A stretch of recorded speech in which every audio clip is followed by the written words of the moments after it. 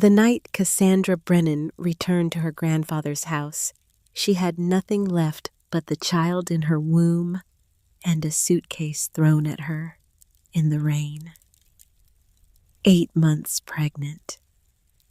Widowed, 3 months. Homeless, 2 hours. The Ashford family had made their position clear sign over custody of the baby. Take the money, disappear. When she refused, security escorted her through the mansion's marble halls like a criminal, her mother-in-law's voice echoing behind her. That child belongs to us by blood. Now standing before the farmhouse where she'd spent childhood summers, Cass felt the baby kick hard against her ribs, as if her daughter sensed they'd reached the end of the road. The house had been empty 5 years since Grandpa Thaddeus died. Overgrown garden, sagging porch, dark windows that seemed to watch her with hollow eyes. But the river rock was still there, half buried in moss by the front steps. Exactly where he'd taught her to look. Cass knelt awkwardly, her pregnant belly making her clumsy, and felt beneath the stone. Her fingers closed around cold metal. The key. If you ever need sanctuary, little fox, Thaddeus had told her once, this house will remember you. She didn't know then that he'd built it to hide a secret worth killing for. A secret her husband had died protecting. A secret her baby carried in her blood. Lightning struck somewhere close. The door creaked open. Darkness waited beyond. 3 days earlier, Cass had stood in a different kind of storm. The cemetery overlooked Portland's industrial district, where cranes and cargo ships formed a gray horizon beneath gray skies. Daniel Ashford's funeral was attended by 300 people who'd never known him and ignored by the one person who had loved him most. Cass stood alone at the grave's edge, one hand supporting her lower back, the other resting on her swollen belly. Rain spotted the mahogany casket, darkening its polished surface. Like tears, the wood itself was crying. Behind her, clustered under black umbrellas, the Ashford family accepted condolences from Portland's elite. Business partners, politicians, society figures who'd come to be seen, not to mourn. Vivian Ashford. Daniel's mother wore Chanel and diamonds. Her blonde hair was pulled back so tightly it looked painful.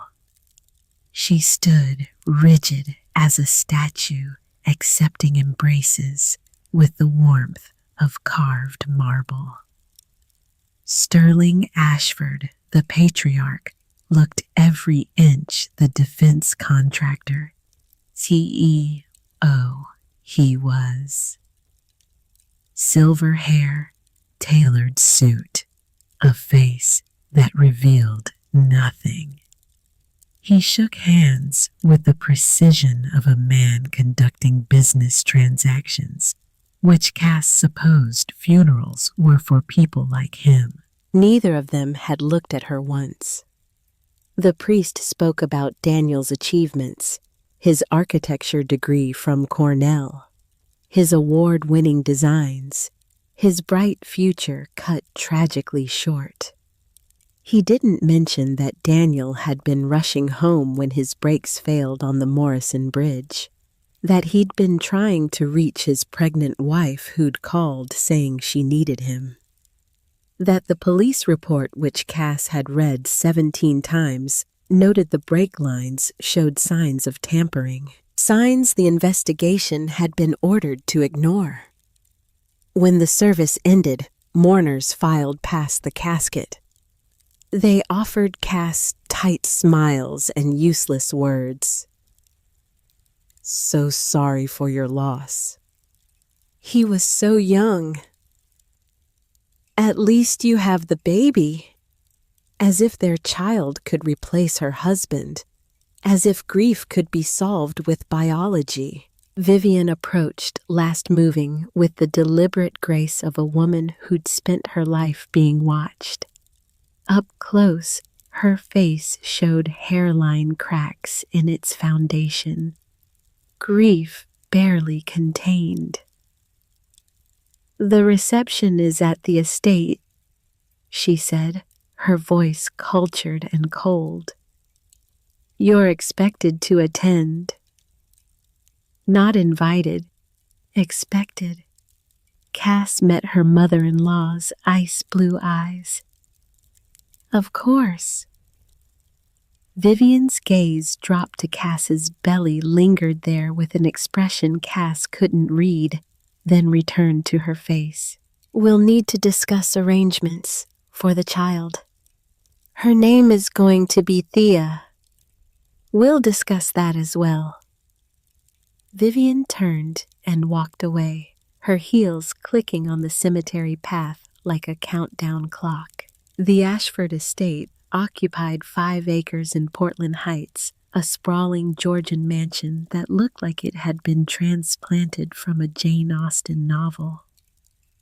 Cass had lived there for 6 months since Daniel's death.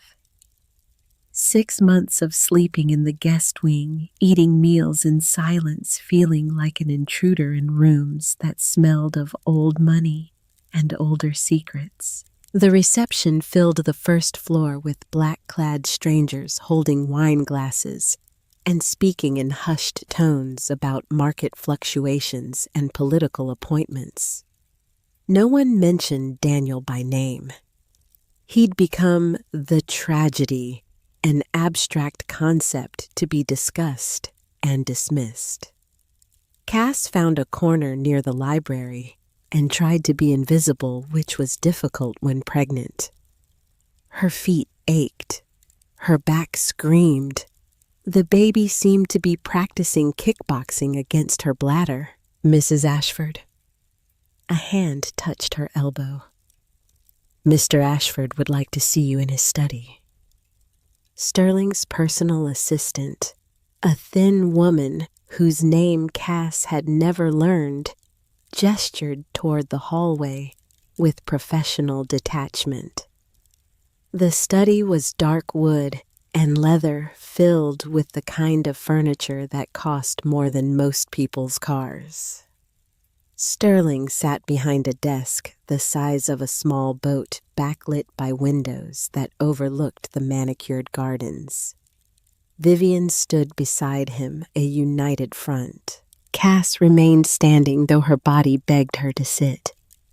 She wouldn't give them the satisfaction of seeing her weak. Sterling opened a folder on his desk.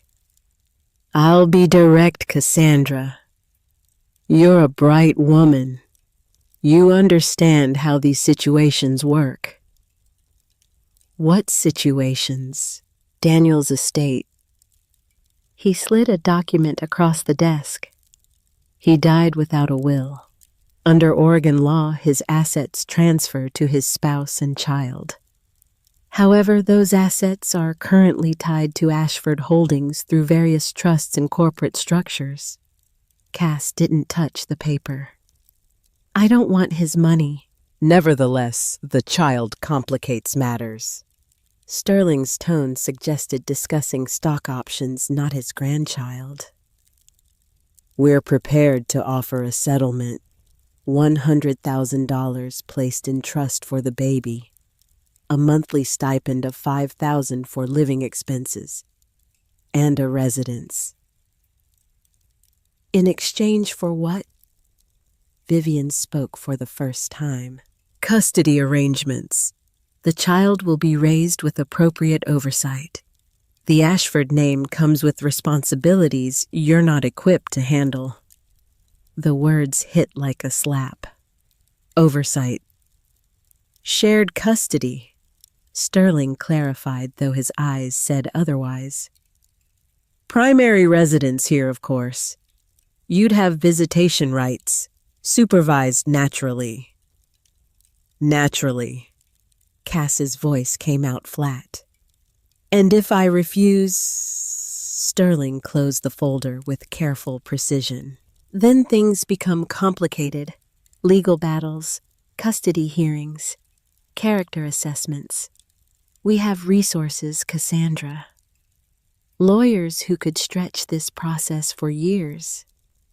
During which time you'd be living on what exactly your marine biology research position pays $30,000 a year. You have student loans, no family support system. I have my grandfather's house. That condemned property in Willow Creek? Vivian's laugh was sharp. It's been vacant 5 years. Probably doesn't even have running water anymore. Sterling leaned forward, his expression almost kind. Almost. We're not monsters, Cassandra. We want what's best for our grandchild.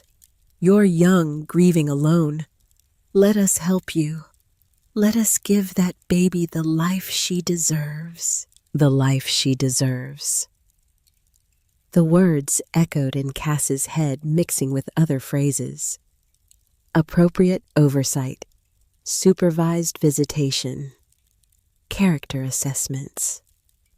They were taking her daughter, wrapped in legal language and financial incentives. But the truth was simple. They were taking her daughter, and they expected her to be grateful for the scraps they threw in return. I need time to think. Of course. Sterling's smile didn't reach his eyes. Take the evening. We'll need your answer by morning. Cass turned to leave, but Vivian's voice stopped her at the door. Cassandra. The older woman's face had softened slightly, showing something that might have been genuine pain. Daniel was our only child, our son. This baby is all we have left of him. You can understand that, can't you? For a moment, Cass saw past the Ice Queen facade to the mother beneath. A woman who'd buried her son 3 hours ago and was trying to hold on to anything that remained. Then the moment passed. Daniel loved me, Cass said quietly. He chose me. That's what you can't forgive, isn't it? That he chose me over you. She didn't wait for an answer. Back in the guest room that had been her prison for 6 months, Cass packed her belongings. 1 suitcase. That's all she'd brought when Daniel died, and that's all she'd take when she left. Photographs of her and Daniel. The ultrasound images. Her grandfather's pocket watch, the one Thaddeus had given her before she left for college. A few books. Clothes that still fit. Everything else in this house belonged to the Ashfords. Their world, their rules, their version of reality, where people were assets to be managed and love was a weakness to exploit. She'd tried to fit into that world for Daniel's sake, attended their charity galas, smiled through their thinly veiled insults. Let them treat her like the help who'd gotten ideas above her station. But Daniel was gone now, and she'd be damned if she let them take her daughter too. Cass was zipping the suitcase when Vivian appeared in the doorway. No knock. The Ashfords didn't believe in privacy. Going somewhere? Yes. To that farmhouse, I assume. Vivian stepped into the room, her heels clicking on hardwood. You're making a mistake, Cassandra. Pride is expensive. Can you really afford it? Can you afford to let me walk away with your grandchild? Vivian's face hardened. You think you're protecting her, but from what financial security, educational opportunities, a life of privilege and comfort? From becoming like you, Cass said. From learning that people are commodities, that love is a transaction. The slap came fast. Vivian's palm cracked across Cass's cheek with enough force to snap her head sideways. For a long moment, neither woman moved. Then Vivian spoke, her voice shaking. Daniel died because of you. He was rushing home because you called crying about some petty concern. If he hadn't been distracted, if he'd been paying attention, he'd still be alive. You killed my son, and now you want to take his child from us. Cass touched her burning cheek, tasted blood where her teeth had cut her lip. Get out. This is my home. Then I'm leaving it. She grabbed her suitcase and pushed past Vivian into the hallway. Sterling stood at the top of the stairs, his face expressionless. He'd heard everything Cass realized. Probably planned it. Security will escort you to your vehicle, he said calmly. Leave your keys on the table, all of them including the car keys. That vehicle is registered to Ashford Holdings. Of course it was. Two men in suits appeared from nowhere, bracketing Cass like she was a criminal. They followed her down the stairs, through the reception, where mourners pretended not to stare, and out the front door into rain that had started falling again. Her own car, the 15-year-old sedan she'd driven in college, was still parked in the garage where she'd left it 6 months ago. Dead battery, probably. The Ashfords had insisted she use one of their cars, part of maintaining appropriate appearances. One of the security men handed her a pair of jumper cables without comment. Professional courtesy, or maybe pity? Cass didn't care which. 20 minutes later, her sedan coughed to life. She threw the suitcase in the back seat and drove away from the Ashford estate without looking back. Portland disappeared in her rearview mirror as she took Highway 26 west toward the coast, toward Willow Creek, toward the only home she had left. The drive took 3 hours. Rain followed her the entire way, turning the road into a gray blur. Cass's hands cramped on the steering wheel. Her back ached from sitting. The baby kicked restlessly as if sensing her mother's stress. "It's okay," Cass whispered, one hand leaving the wheel to rest on her belly. "We're going somewhere safe, somewhere they can't touch us." She hoped that was true. Willow Creek was the kind of town that appeared on maps but barely existed in reality. Population 800. One gas station. A general store that closed at 6. Main Street consisted of 3 blocks of faded storefronts, half of them empty. The town had died slowly over decades. Young people leaving for cities, old people passing away. Nothing new coming to replace what was lost. Cass had loved it as a child, spending summers here with Grandpa Thaddeus, exploring forests and creeks and endless rural roads. She hadn't been back since his funeral 5 years ago. She'd been studying abroad when he died, doing research in the Galapagos. By the time she returned, he was already buried, the house already empty, the chance to say goodbye already gone. Guilt about that had lived in her chest ever since. The farmhouse sat 2 miles outside town, down a rutted dirt road that the sedan's suspension protested every inch of. Trees crowded close on both sides, dug fir and cedar, creating a tunnel of green that blocked most of the remaining daylight. Then the trees opened up, and there it was. Thaddeus Brennan's Victorian farmhouse, 2 stories of weathered gray wood and peeling white trim. The wraparound porch sagged on the left side. Shutters hung crooked. The garden had gone completely wild, blackberry vines and salal consuming what had once been carefully tended flower beds. But the maple tree still stood in the front yard, massive and ancient. Thaddeus had hung a swing from its lowest branch when Cass was 6. She could still remember the feeling of flying through summer air, her grandfather's laugh carrying across the yard as he pushed her higher and higher.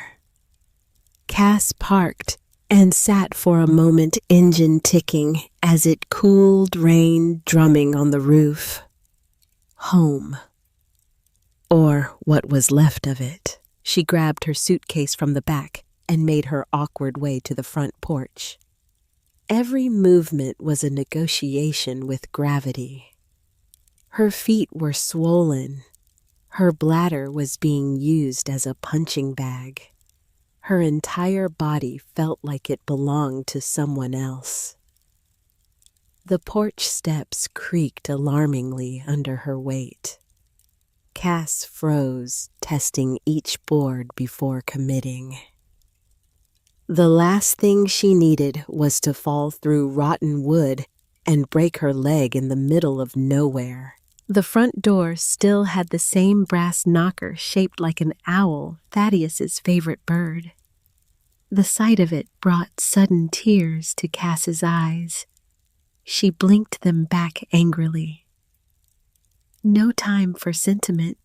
She needed to find the key and get inside before full dark. The river rock was exactly where it had always been, nestled among moss and dead leaves at the base of the porch steps.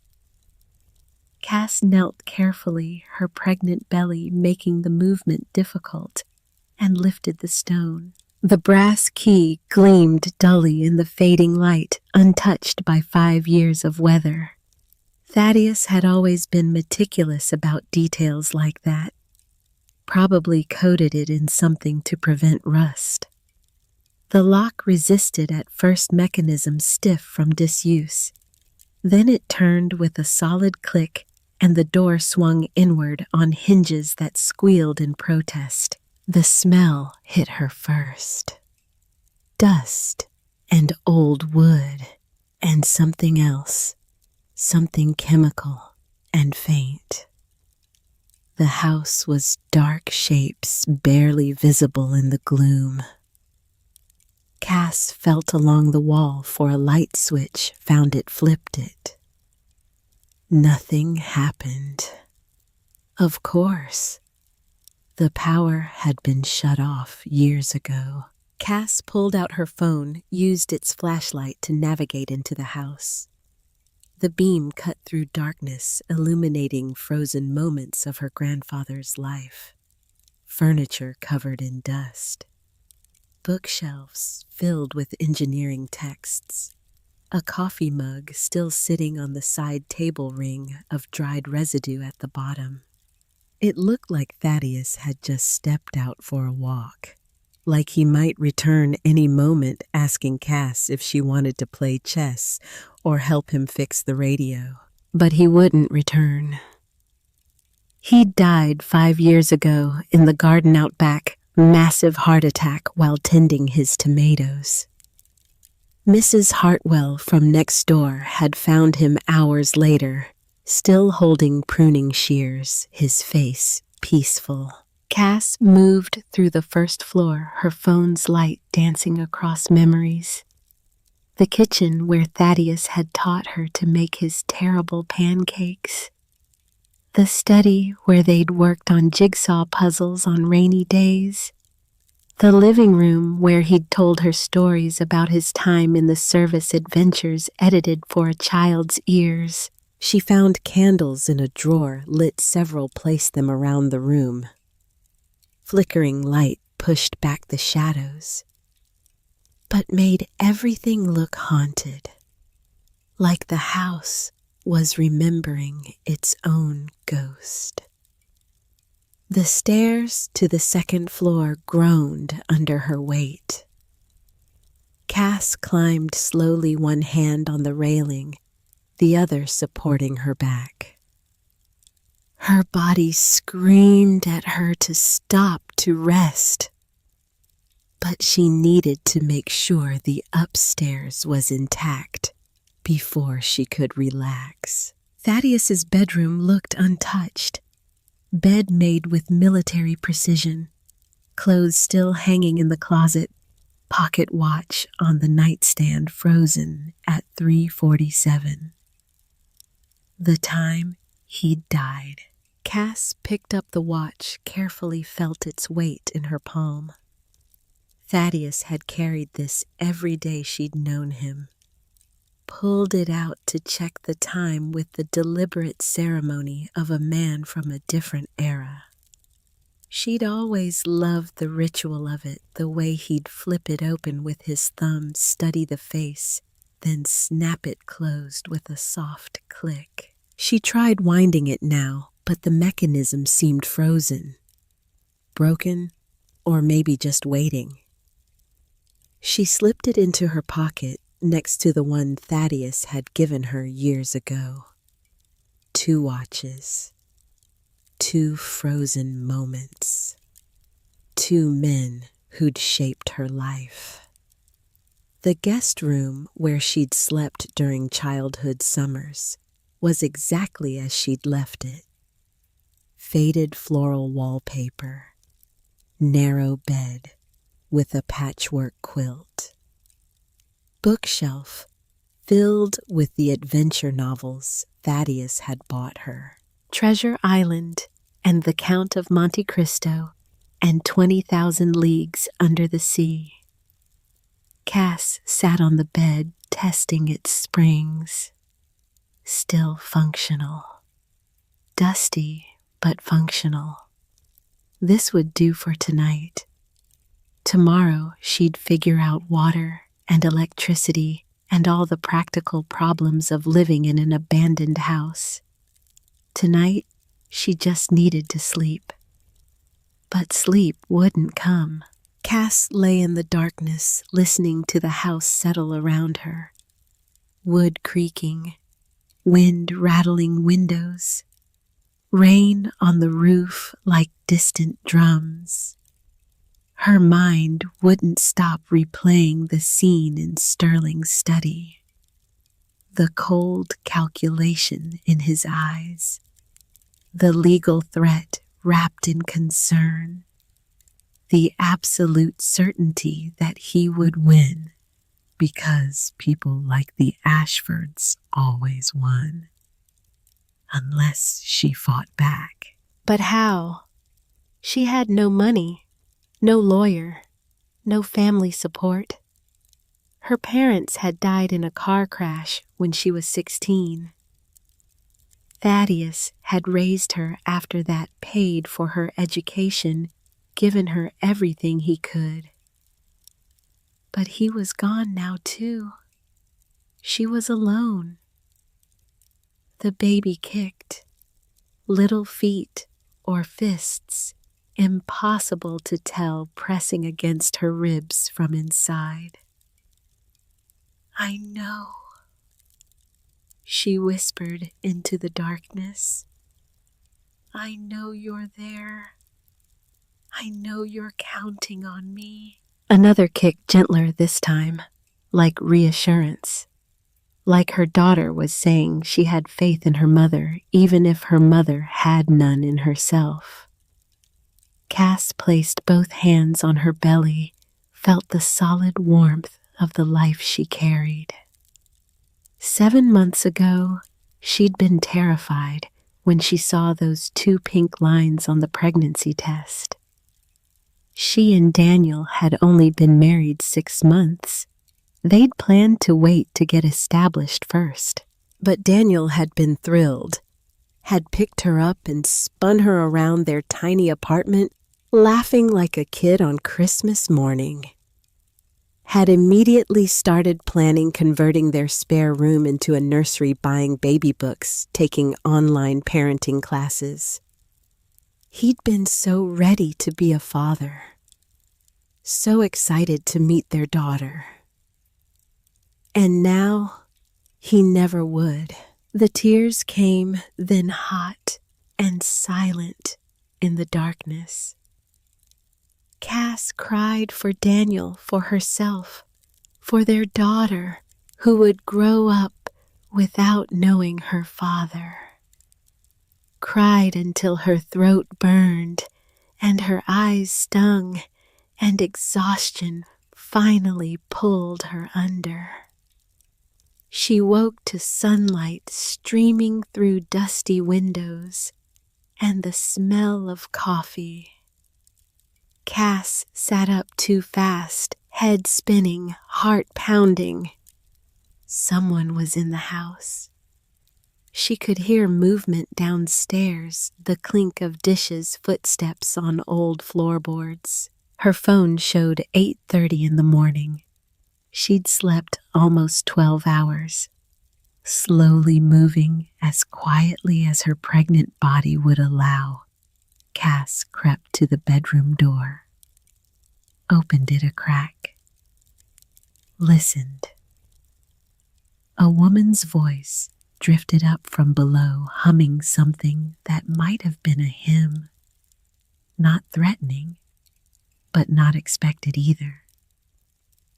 Cass made her way downstairs, each step a careful negotiation.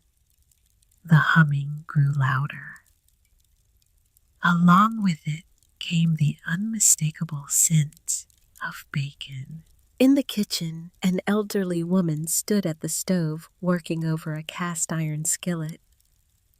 She was small and trim, maybe 70 in appearance, with iron-gray hair pulled into a practical bun. She wore jeans and a flannel shirt like she'd walked out of a Land's End catalog. When she turned, Cass saw a face full of laugh lines and sharp blue eyes that missed nothing. "Well," the woman said, setting down her spatula, "you're finally up. I was starting to worry."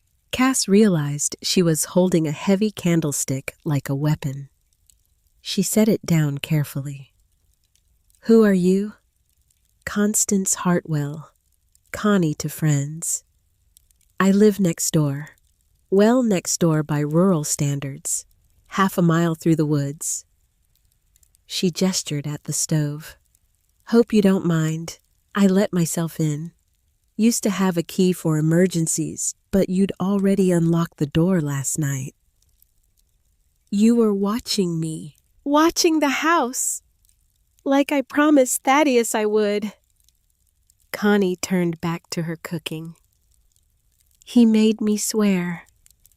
If you ever came back, especially if you came back alone and desperate looking, I was to make sure you ate properly and call Gideon Marlowe. In that order. Man always did have his priorities straight." "I'm not desperate." Connie gave her a look that said she wasn't born yesterday. "Honey, I can spot desperate from a mile away. Pregnant, showing up alone in the middle of the night to a house that's been empty 5 years, that's not a social visit." Cass wanted to argue, but found she couldn't. Instead, she sank into one of the kitchen chairs, suddenly exhausted again, despite having just woken up. Connie set a plate in front of her. bacon, eggs, toast. Real food, not the catered funeral reception nonsense from yesterday. Cass's stomach growled traitorously. Eat, Connie ordered. Baby needs fuel even if you don't think you do. Cass ate. The food was simple but perfect, exactly what her body needed. Connie poured her coffee, then seemed to think better of it and poured orange juice instead. Caffeine's not great for the little one, she explained, though Lord knows you probably need it. How did you know my grandfather? Thaddeus and I go way back. He moved here in '77 right after he came back from wherever he'd been. Bought this place, started fixing it up. I'd already been here 30 years by then, inherited my property from my parents. Connie sat across from Cass, cradling her own coffee mug. We became friends. He was a good neighbor. Quiet, kept to himself mostly, but good. Helped me with things around my place. I'd bring him meals sometimes. He told me about you, showed me pictures. He was so proud of you, Cass. Talked about you all the time. The use of her nickname, the one only Thaddeus had used, made Cass's eyes sting. Did he ever tell you where he went? Those 3 years he was missing? Connie's expression shifted, something guarded entering her eyes. He told me enough. Which means what? Which means there are things you need to know, but I'm not the one to tell you. That's why Thaddeus left instructions to call Gideon Marlowe. He's the one with the full story. Connie pulled an old flip phone from her pocket. I already called him this morning when I saw your car out front. He's driving down from Seattle. Should be here around noon. Who is Gideon Marlowe? Your grandfather's lawyer, and his oldest friend, and the only person Thaddeus trusted with everything. Connie stood, started clearing dishes. Until he gets here, why don't you tell me what brought you back to Willow Creek? So Cass told her. About Daniel's death, about the Ashfords and their custody ultimatum, about having nowhere else to turn. Connie listened without interrupting, her face growing grimmer as the story progressed. When Cass finished, the older woman was silent for a long moment. Your husband's death, she said finally. You said brake failure. The police called it an accident. But you don't think it was? Cass hesitated. She'd barely admitted this to herself, let alone said it out loud. The brake lines were cut. The report mentioned it, but the investigation was closed anyway. Someone made it go away. Someone with money and influence. The Ashfords have both. Connie drummed her fingers on the table, a nervous gesture that seemed out of character. Cass, I need to tell you something. Those men I mentioned, the ones who've been watching this house for years, they started showing up more frequently about 3 years ago, right around the time you got engaged to Daniel Ashford. Cold spread through Cass's chest. What are you saying? I'm saying your grandfather didn't trust coincidences, and neither should you. Connie met her eyes. Thaddeus left you this house, but he also left you something else. Something people have been looking for since 1977. Something worth a lot more than money. What? That's for Gideon to explain. But Cass, Connie's voice was gentle. Whatever you think you know about your grandfather, whatever story you've been told about who he was, it's not the whole truth. Thaddeus Brennan was a good man who did something extraordinary, and it cost him everything. Before Cass could respond, a car engine sounded from outside. Connie moved to the window, looked out, relaxed slightly. That's Gideon, right on time. Man's precise as a Swiss watch. Cass stood suddenly nervous. Through the window, she could see a silver Mercedes pulling up behind her sedan. A man got out tall and lean, moving with the careful precision of someone who'd learned not to waste motion. Gideon Marlowe looked like he'd stepped out of a menswear catalog. Charcoal suit perfectly tailored, silver gray hair cut short. Clean-shaven face with the kind of weathered handsomeness that spoke of a life lived hard but lived well. He had to be close to 70, but he moved like a man 20 years younger. His eyes, when they met Cass's through the window, were the sharp gray of gunmetal.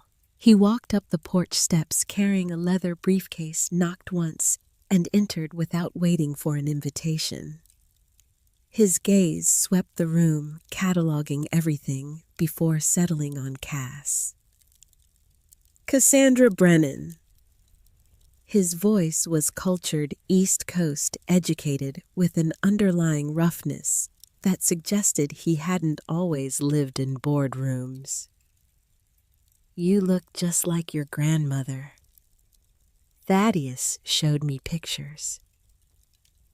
You knew my grandmother. I knew of her. She died before my time. He set the briefcase on the table. I'm Gideon Marlowe. I was your grandfather's attorney for 40 years, and before that, I was assigned to keep him alive. Assigned by who?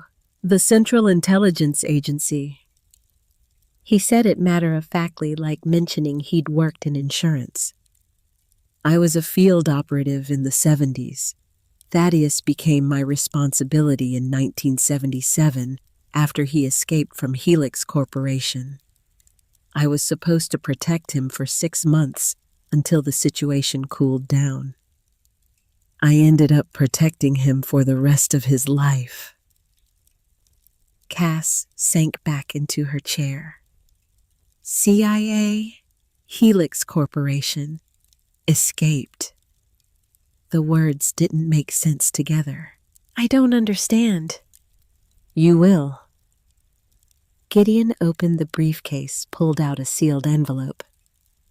Thaddeus left specific instructions. This letter is to be given to you if and when you return to the farmhouse alone and in distress. Connie called me this morning. She said you arrived last night with 1 suitcase and no husband. I'd say that qualifies. He handed her the envelope.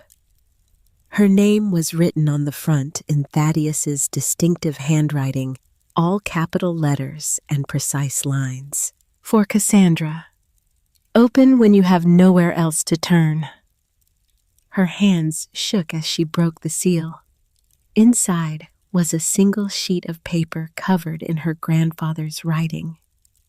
Cass recognized the blue ink. He'd always preferred the careful formation of each letter. She could almost hear his voice as she read.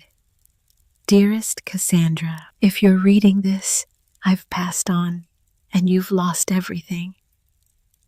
I'm so deeply sorry. I tried to protect you from this, tried to keep you separate from my past, my mistakes, my sins. But blood calls to blood, and the past never stays buried. I need to tell you the truth. about who I was, what I did, why I disappeared for 3 years and came back a different man. In 1974, I was 38 years old, a former Army medic trying to make a difference.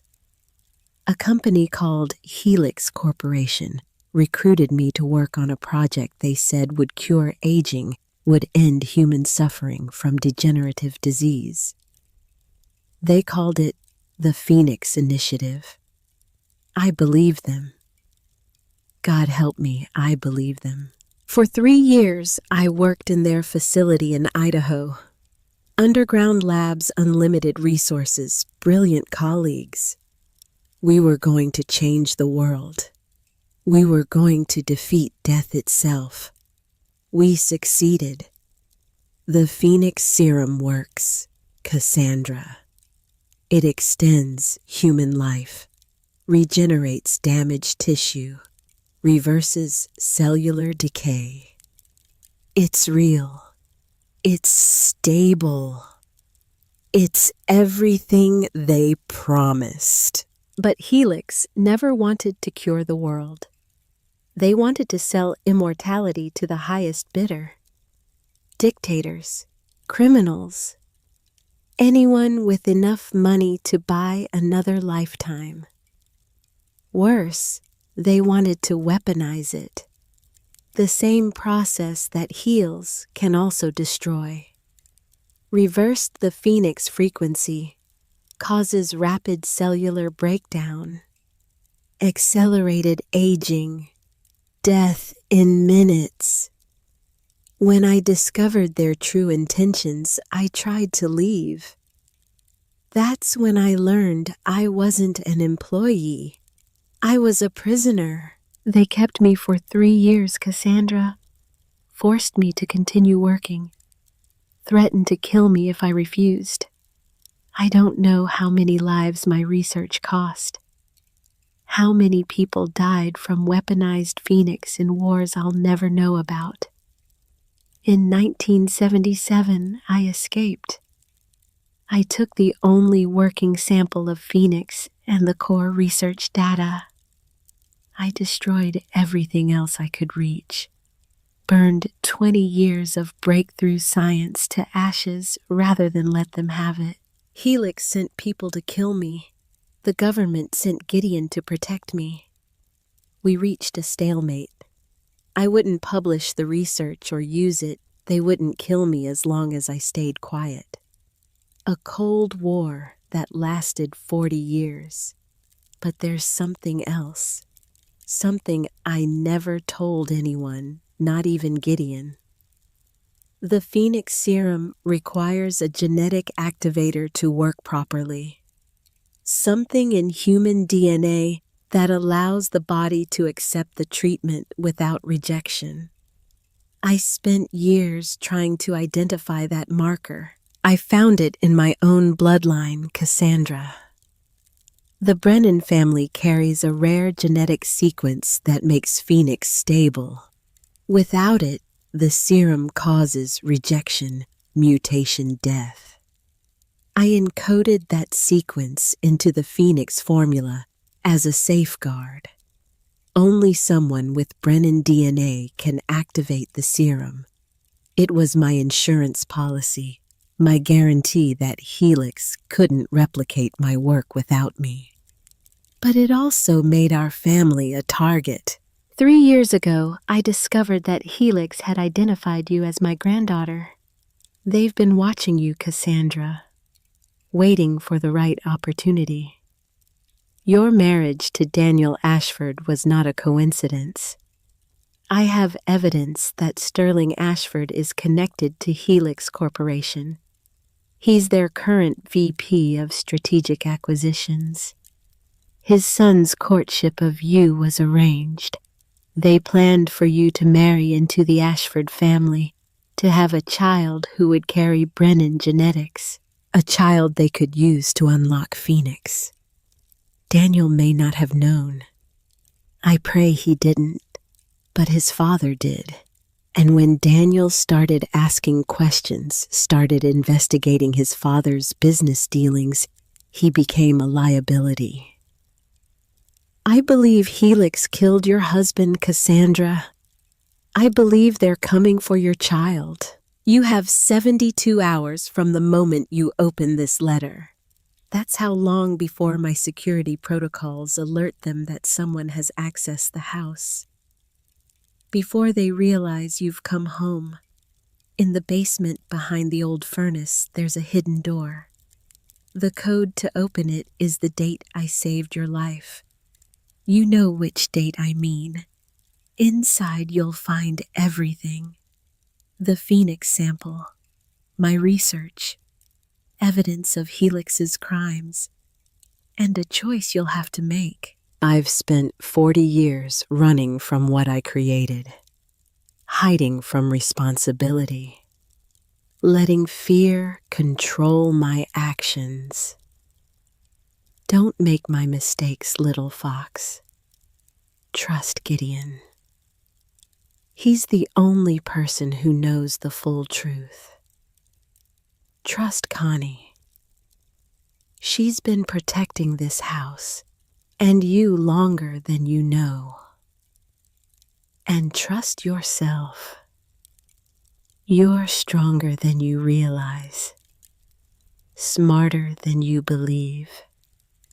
You can finish what I started, or you can destroy it all and walk away. Either way, know that I love you, that I'm proud of you, that everything I did, every choice I made, was trying to give you a better world than the one I created. Forgive an old man his failures. Your loving grandfather, Thaddeus Brennan, P.S. The pocket watch on my nightstand stopped the moment I died. Keep it. Some things shouldn't be fixed. Some moments should stay frozen, reminding us of what we've lost and why we fight to protect what remains. Cass read the letter 3 times. Each time the words grew more impossible and more true. Phoenix Serum, Helix Corporation, Sterling Ashford. Daniel's death wasn't an accident. It was murder. And her baby, the daughter currently doing somersaults in her womb, was the key to a technology that could change the world or destroy it. She looked up to find Gideon and Connie watching her with identical expressions of concern. Is this real? Her voice came out hoarse. All of it. Every word, Gideon confirmed. I have evidence to support everything Thaddeus claimed. Files I've been gathering for 40 years. Helix Corporation's real business. Sterling Ashford's connection to them. Even proof that Daniel's accident was no accident. Why didn't you tell anyone, go to the authorities? I tried. In the beginning, I went through proper channels, filed reports. The investigation was shut down by people high enough up the chain that I couldn't touch them. Gideon's expression was bitter. Helix has connections everywhere. Government, military, intelligence agencies. They've been playing the long game for 50 years. Connie spoke up. Your grandfather made a choice. He could have gone public, exposed everything, probably gotten himself killed in the process. Or he could stay quiet, stay alive, and wait for the right moment. And this is the right moment. This is the moment he prepared for, Gideon said. The moment when you would need the truth. When you would have to decide what to do with it. Cass stood pacing the small kitchen, one hand supporting her lower back. Her mind raced. Daniel, Sterling, Helix, Phoenix. It was too much, too fast. You said I have 72 hours. From the moment you opened that letter, yes. Thaddeus installed security systems throughout this house. Passive measures that wouldn't attract attention. But the moment you broke that envelope seal, a signal went out. Helix will know someone accessed the house. They'll come to investigate. Then we call the police, the FBI, someone. And tell them what? Gideon's voice was gentle but firm. That a dead man left a letter claiming a biotech corporation wants to kidnap your unborn child for genetic experiments. Without proof, you'll sound paranoid at best, delusional at worst. Exactly the kind of unstable mother who shouldn't have custody of a child. The trap closed around Cass like a vice. Of course, any move she made would be used against her. The Ashfords had already laid the groundwork, painting her as an emotional, irrational young woman who couldn't be trusted. So what do I do? You open the vault, Connie said. You see what Thaddeus left you. Then you decide how to fight back. Cass looked at both of them. Gideon, the C. IA. Operative turned lawyer who'd spent 40 years protecting her grandfather. Connie, the neighbor who'd been watching over an empty house for 5 years waiting for this moment. They were asking her to trust them based on a letter and a story that sounded like paranoid conspiracy theory. But Daniel was dead. The Ashfords wanted her baby. And somewhere in the basement of this house, her grandfather had hidden something worth killing for. She didn't have the luxury of doubt. Show me, Cass said. Show me the vault. The basement stairs descended into darkness that smelled of earth and old concrete. Cass went first, one hand on the railing, the other holding her phone for light. Behind her, Gideon carried a battery-powered lantern he'd retrieved from his car, and Connie brought up the rear with the steady confidence of someone who'd made this journey before. The basement was smaller than Cass remembered from childhood visits. Just a single room with a concrete floor, exposed beams overhead, and the massive old furnace squatting in the corner like a sleeping giant. Cardboard boxes lined the walls, their contents forgotten decades ago. Behind the furnace, Gideon said, directing his lantern toward the ancient heating system. Thaddeus installed the door in 1978. Said if anyone ever searched the house, they'd see an old basement and nothing more. Cass maneuvered her pregnant body around the furnace, feeling along the concrete wall. Her fingers found the seam almost immediately. A hairline crack in the concrete, perfectly vertical, running from floor to ceiling. If you weren't looking for it, you'd never notice. She traced the crack sideways, found where it turned horizontal, then vertical again. A door frame hidden in plain sight. There should be a keypad, Gideon said.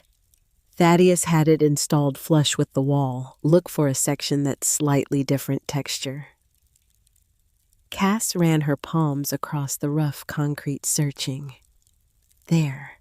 A small patch, maybe 6 inches square, that felt smoother than the rest. She pressed it gently, and a panel popped open, revealing a numeric keypad glowing soft blue in the darkness. Her heart hammered. This was real. All of it was real. The code is the date he saved your life, Gideon reminded her. Do you know what that means? July 4th, 2008, Cass said quietly. I was 13. We went to the lake for the fireworks. I was showing off swimming out too far. Got a cramp and went under. By the time Grandpa reached me, I'd been under for almost 4 minutes. She remembered the darkness, the water filling her lungs, the certainty that she was dying. Then Thaddeus pulling her up, dragging her to shore, his hands pressing on her chest, his voice commanding her to breathe. She'd coughed up what felt like half the lake sucked in air that burned like fire, and looked up to see her grandfather's face streaked with tears. I thought I'd lost you, he'd whispered. Never scare me like that again, little fox. Cass entered the code. 07042008. For a moment, nothing happened. Then machinery hummed to life behind the wall. The seam widened. The hidden door swung inward on hydraulic hinges, revealing a passage that descended into the earth at a gentle slope. Motion-activated lights flickered on, revealing walls of poured concrete and a floor of industrial tile. Modern, clean, completely at odds with the decrepit basement around them. How deep does this go? Cass breathed. 30 feet down, Connie said. Took Thaddeus 3 years to excavate and build it. Did most of the work himself at night. Told anyone who asked that he was having drainage problems. They descended single file, Cass moving carefully on stairs designed for people who weren't 8 months pregnant. The passage was cool and dry air circulating from vents she couldn't see. Everything about it spoke of careful planning and serious resources. At the bottom, another door waited. This one was steel modern with a biometric scanner beside the handle. Palm print, Gideon explained. Thaddeus programmed it to accept only 2 prints. His and yours. Mine, but this was built before I was born. He updated it in 2010, after your drowning incident. Gideon's expression was unreadable. He knew you might need access someday. Cass pressed her palm to the scanner, felt it warm beneath her skin. A green light flashed, more machinery hummed. The steel door unsealed with a hiss of equalizing pressure and swung open. Beyond was a room that looked like it belonged in a university research facility, not underneath a farmhouse in rural Oregon. The space was roughly 40 feet square, all clean surfaces and fluorescent lighting. Lab benches lined 2 walls, covered with equipment Cass recognized from her biology research. Centrifuges, microscopes, spectrometers, gene sequencers that looked decades old, but meticulously maintained.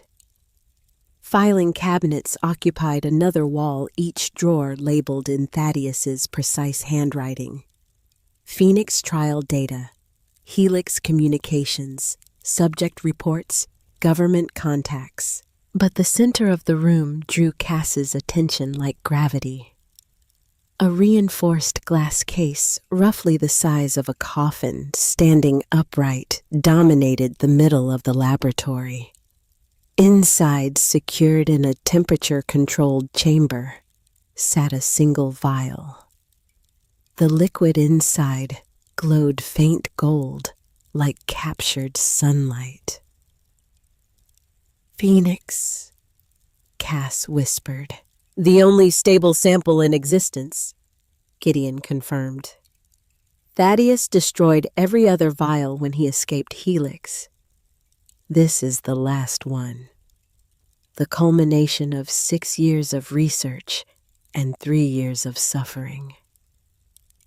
Cass approached the case slowly, unable to look away from the vial.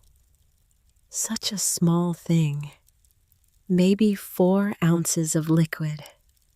It looked like expensive whiskey, nothing special.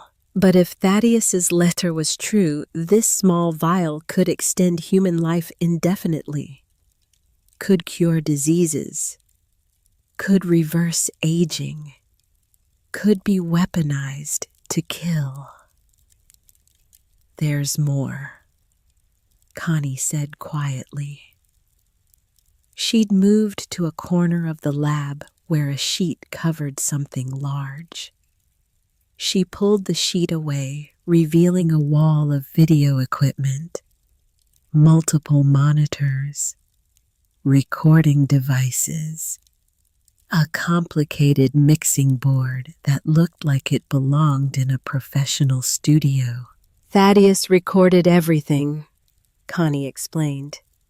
"Every trial, every result, every discovery. He said if something happened to him, you'd need proof, evidence that couldn't be dismissed or buried." Gideon was already at the equipment pressing buttons with practiced familiarity. One of the monitors flickered to life, showing a frozen image of Thaddeus sitting in a chair looking directly at the camera. He looked old in the video, thin, tired, but his eyes were sharp focused. "This is the final recording," Gideon said. "Made 1 week before he died. He asked me to make sure you saw it when the time came." He pressed play. Thaddeus's image moved, shifted in the chair, took a breath. "Cassandra," he said, and Cass felt tears spring to her eyes at the sound of his voice. "If you're watching this, then Gideon has brought you to the vault, which means my security protocols were triggered, which means Helix knows you're here." He paused, seemed to gather his thoughts. "I have cancer, stage 4 throughout my lymphatic system. The doctors give me 6 months at most. I could use the Phoenix serum to cure myself. 1 injection and the cancer would be gone. I'd have years, maybe decades more." Another pause, longer this time. "I'm not going to use it." Thaddeus leaned forward, his expression intense. "Because 40 years ago, I made a terrible mistake. I created something without fully understanding the consequences. I was arrogant enough to think I could control it, wise enough to eventually realize I couldn't, but too much a coward to destroy it completely." He gestured around the lab, encompassing everything. "This bunker, this research, the Phoenix sample. It's all my cowardice, Cassandra. My inability to make the hard choice. I told myself I was preserving knowledge, keeping options open.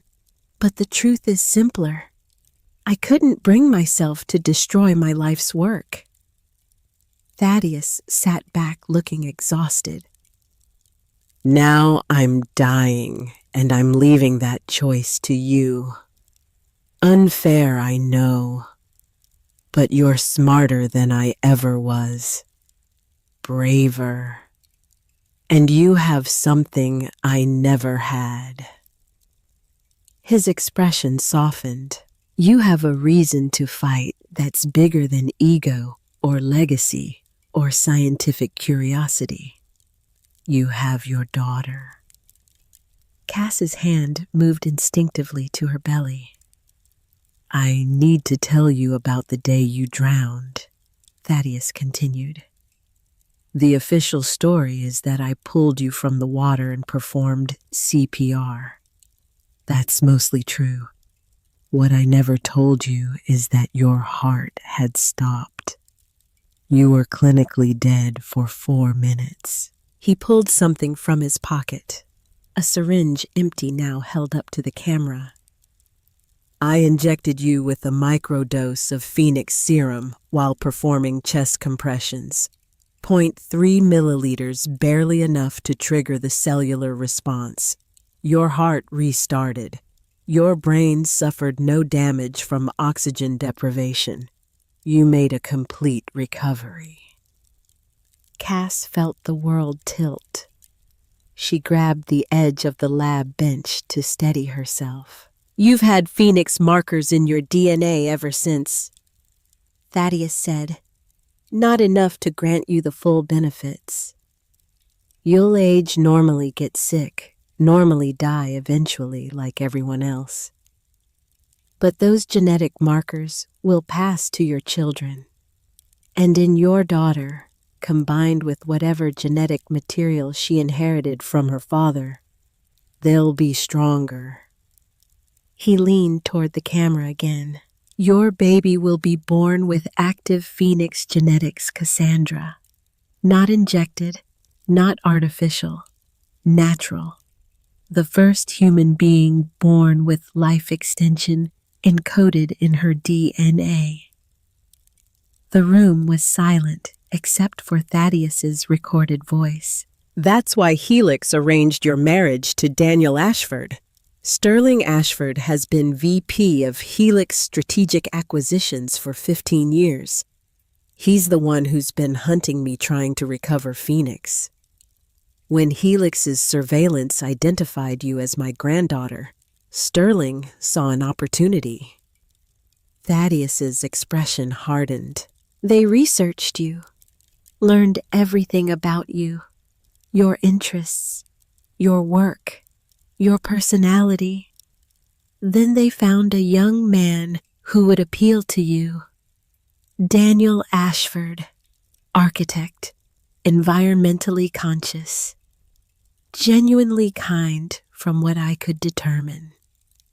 He paused. I believe Daniel was innocent in all this. I don't think he knew about his father's plans. The emails I recovered suggest Sterling kept it from him, used him without his knowledge. When Daniel started asking questions about his father's business 3 months ago, he became a liability. Thaddeus held up a folder. I have evidence that Daniel's brake lines were cut. I have emails between Sterling and Helix operatives discussing the need to isolate the subject. I have financial records showing payment to a mechanic who specializes in making accidents look accidental. Cass felt like she was drowning again, like water was filling her lungs and she couldn't breathe. Your husband was murdered, Cassandra, by his own father, to ensure you'd be vulnerable alone, desperate enough to return here, where Helix could finally claim what they've wanted for 40 years. Thaddeus set the folder aside. You're asking yourself why I didn't stop this, why I didn't warn you, protect you, prevent your marriage.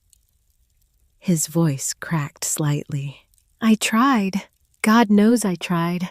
I hired investigators to watch over you. I contacted Daniel anonymously, tried to warn him about his father. I even considered using Phoenix myself, becoming young again, so I could be there to protect you personally. He shook his head. But every action I took, every move I made, risked drawing Helix's attention to you faster. The Cold War I'd maintained for 40 years was predicated on me staying invisible. The moment I became active again, they'd know. They'd come for me, and they'd find you.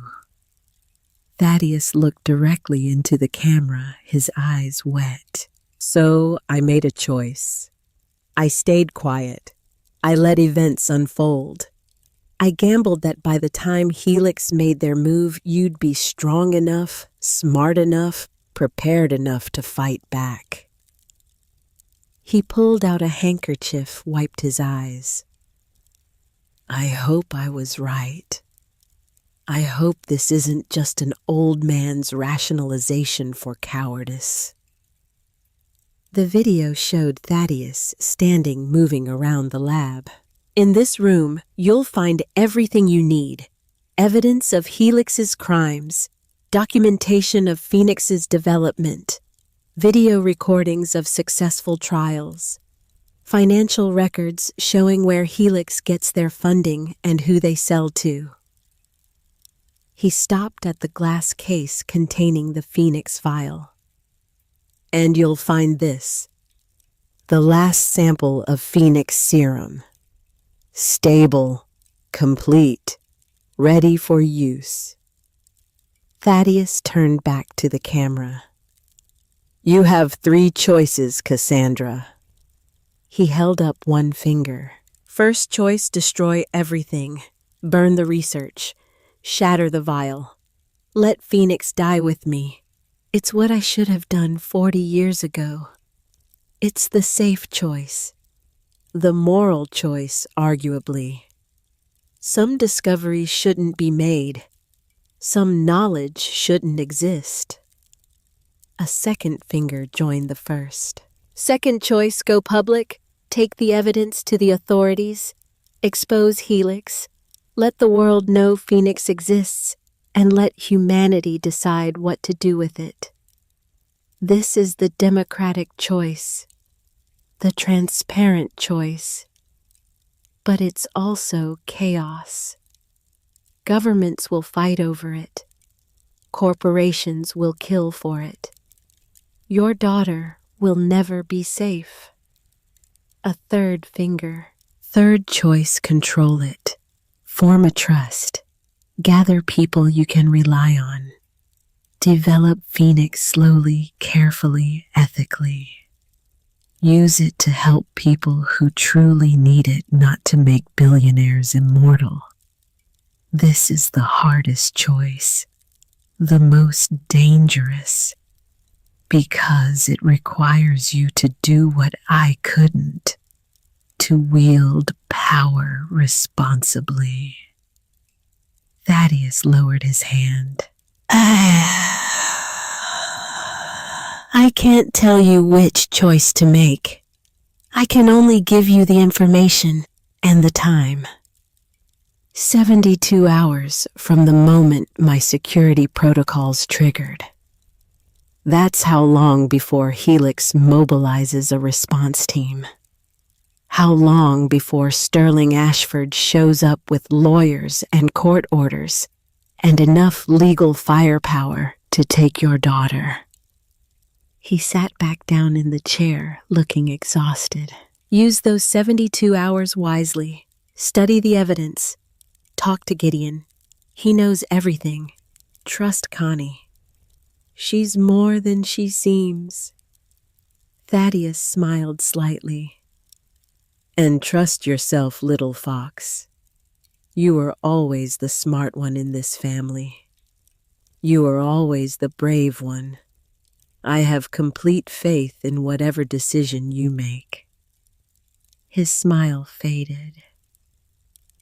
I love you, Cassandra. I'm sorry I wasn't there to protect you. Sorry I left you this burden. Sorry for all the ways I failed as a grandfather. He leaned toward the camera one last time. But I'm not sorry for saving your life that day at the lake. Even knowing where it would lead, the choices it would force on you, I'd make the same decision again. Because you're worth it. You've always been worth it. Thaddeus reached forward, and the video went black. Cass stood frozen in the silent laboratory. Gideon had moved to stand beside her, offering a handkerchief without comment. Connie remained by the door, her own eyes wet. He recorded that 7 days before he died, Gideon said quietly. Spent his last week making sure everything in this lab was organized, documented, ready for you.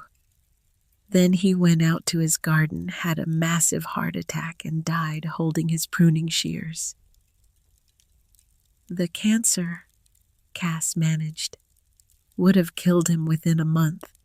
The heart attack was faster, cleaner. Gideon paused. I've always wondered if he chose it, if he found a way to control when and how he went. Cass wiped her eyes, tried to pull herself together. She had 72 hours. Less now since the security trigger had gone off when she opened Thaddeus's letter that morning. Maybe 60 hours left. She turned to the filing cabinets.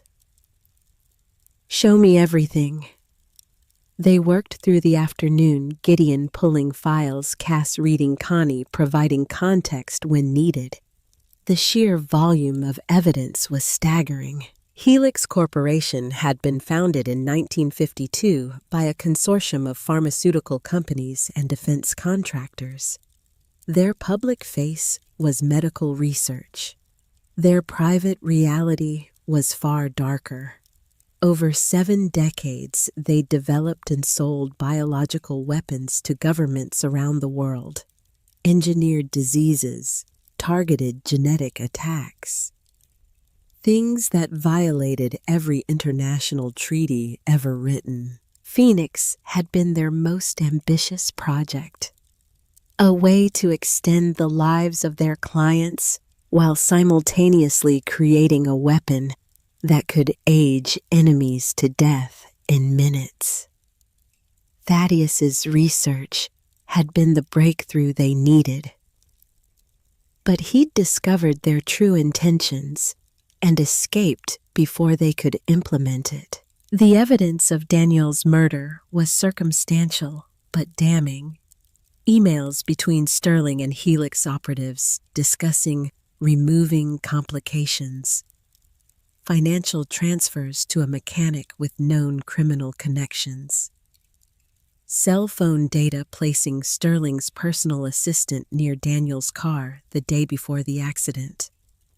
Not enough for a criminal conviction, probably, but enough to raise serious questions. Sterling didn't know Helix planned to kill Daniel, Gideon said, showing Cass an email thread.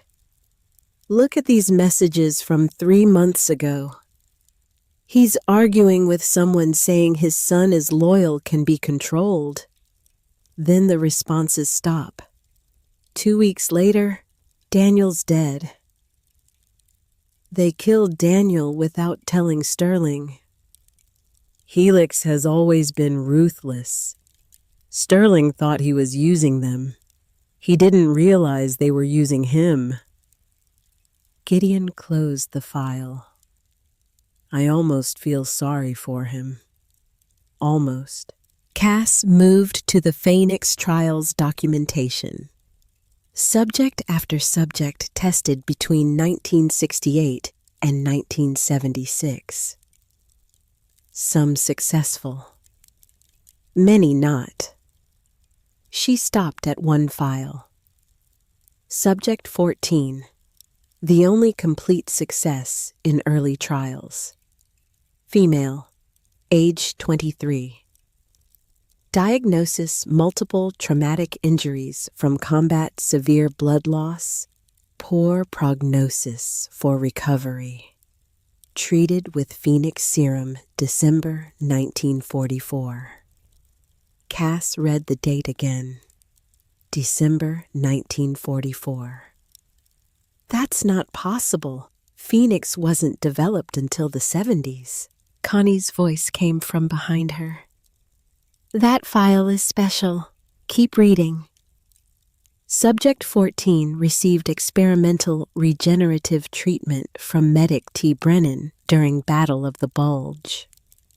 Treatment consisted of concentrated serum derived from early adrenal tissue research conducted by Brennan in field conditions. Subject showed immediate improvement.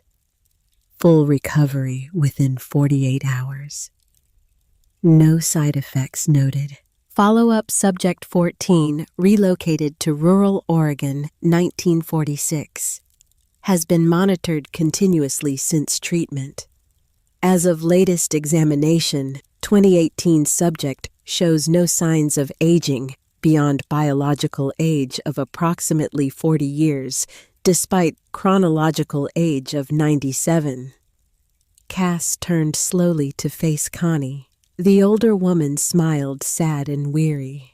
"I was a combat nurse," she said. "Battle of the Bulge, December 1944.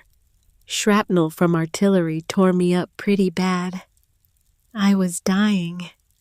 Your grandfather was a medic just 20 years old working in a field hospital behind the lines."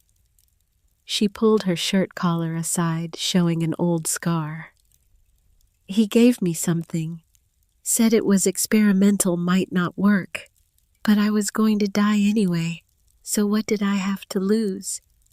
I woke up 2 days later, completely healed. Thought it was a miracle." Connie let the collar fall back. "Took me years to realize I'd stopped aging. Longer to find Thaddeus again and demand answers. By then, he'd refined. Phoenix understood what he'd created. He explained everything, asked me to let him monitor my condition. I agreed. You've been alive 80 years past when you should have died," Cass said, mind reeling. 81 years, 3 months, and 16 days, Connie corrected. "I'm 100 years old, Cassandra. Biologically, I'm about 60. I heal fast. Don't get sick. Will probably live another century unless something kills me violently." She gestured at the filing cabinets. "I'm the proof Phoenix works, the living evidence that it's not theory or fantasy. I'm what your daughter will become." The weight of it settled on Cass like a physical thing. Her daughter, born with Phoenix genetics, potentially immortal. "Does she have a choice?" Cass asked. "Can it be removed, suppressed?" "I don't know," Connie admitted. Thaddeus researched that question for years, never found a way to reverse natural Phoenix expression. Once it's in the DNA, it's permanent. Cass looked down at her belly, feeling the baby move. What kind of life will she have, watching everyone she loves grow old and die while she stays young? "The same life I've had," Connie said gently. "Lonely sometimes, strange often, but also full of wonder. I've seen things, experienced things that no normal human lifespan would allow. I've had time to learn to grow to become more than I ever could have been." She moved closer to Cass. "Your daughter will have challenges, but she'll also have opportunities. And most importantly, she'll have you. A mother who understands what she is, who can guide her, protect her. If I can keep her away from Helix." "Which brings us back to the choice," Gideon said. He'd been quiet, letting Connie's revelation settle. Now he pulled out a laptop, set it on one of the lab benches. Thaddeus outlined 3 options. We need to decide which one to pursue. Cass forced herself to focus. Personal crisis could wait. Right now, she needed to think strategically. Option 1, destroy everything. How would that work? "There's a self-destruct mechanism built into this lab," Gideon explained. Thermite charges throughout the structure. One button press and everything burns. The heat would be intense enough to vaporize the Phoenix vial. All the evidence, all the research, nothing would remain. But Helix still knows Phoenix exists. They'd keep hunting for a ghost. Without proof, without research, without the Brennan genetic line to activate it, they'd be chasing a formula they could never replicate. Gideon shrugged. Eventually they'd give up. And my daughter would live a normal life. They might watch her, might approach her when she's older, but without the serum itself, she's useless to them. Cass considered it clean, simple, safe. And it meant Thaddeus's life's work, 40 years of suffering and sacrifice, would end in flames. Option 2, go public. Gideon pulled up files on the laptop. I have contacts, journalists, scientists, government officials who aren't compromised. We release everything simultaneously. The evidence, the research, Connie's medical records proving Phoenix works. It would be the biggest scientific revelation in human history. And complete chaos, probably. Governments would fight to control it. Corporations would try to monopolize it. There would be wars. Gideon met her eyes. But it would also be out of Helix's hands. The knowledge would belong to humanity for better or worse. What about my daughter? She becomes the most valuable person on Earth. Every government, every corporation, every billionaire would want access to her genetics. You'd spend the rest of your life protecting her from people who want to study her, exploit her. Cass felt sick. That wasn't a life. That was a prison. Option 3, the hard one, Gideon said. Form a trust. Gather people we can rely on. Develop Phoenix slowly, carefully, ethically. Thaddeus started building a network years ago. People who share his vision, who can be trusted. He pulled up a list of names on the laptop. Dr. Miriam Blackwood, genetics professor at MIT. Brilliant, ethical. She worked with Thaddeus in the 70s, left Helix when she discovered their real agenda. Another name, Colonel Jameson Pierce, retired Marine. Thaddeus saved his life using Phoenix during a classified operation in the Gulf War. He owes Thaddeus everything. A third. Senator Beatrice Hale, Armed Services Committee. Her son was dying of leukemia 10 years ago. Thaddeus treated him secretly. The boy is healthy now, living a normal life. Beatrice knows what Phoenix can do. Gideon looked up from the laptop. These people are already prepared. Thaddeus contacted them years ago, explained the situation. They're waiting for you to activate them. They've agreed to form an oversight board to help you control Phoenix development. Why would they help me? They don't even know me. They knew Thaddeus. They trust his judgment. Gideon's expression softened. And when I contacted them this morning, told them about your situation, every single one volunteered immediately. Cass looked at the 3 options: destruction, chaos, control. Her phone buzzed. Text message from an unknown number. We know you're at the farmhouse, Cassandra. We're prepared to negotiate. You have something we need. We have resources you'll require. Let's talk like reasonable people. Reply to this message with a time and place." The number wasn't Sterling's, wasn't anyone she recognized. "That's Helix," Gideon said, reading over her shoulder. "They're moving faster than Thaddeus predicted. They must have had people nearby waiting." Another text came through, a photograph. It showed Vivian Ashford in a hospital bed connected to machines looking skeletal and weak. The image was dated 3 days ago. Third text. "Your mother-in-law is dying, ALS terminal stage. She has perhaps 6 months. Phoenix could cure her. All we ask is a small sample, enough to help one dying woman.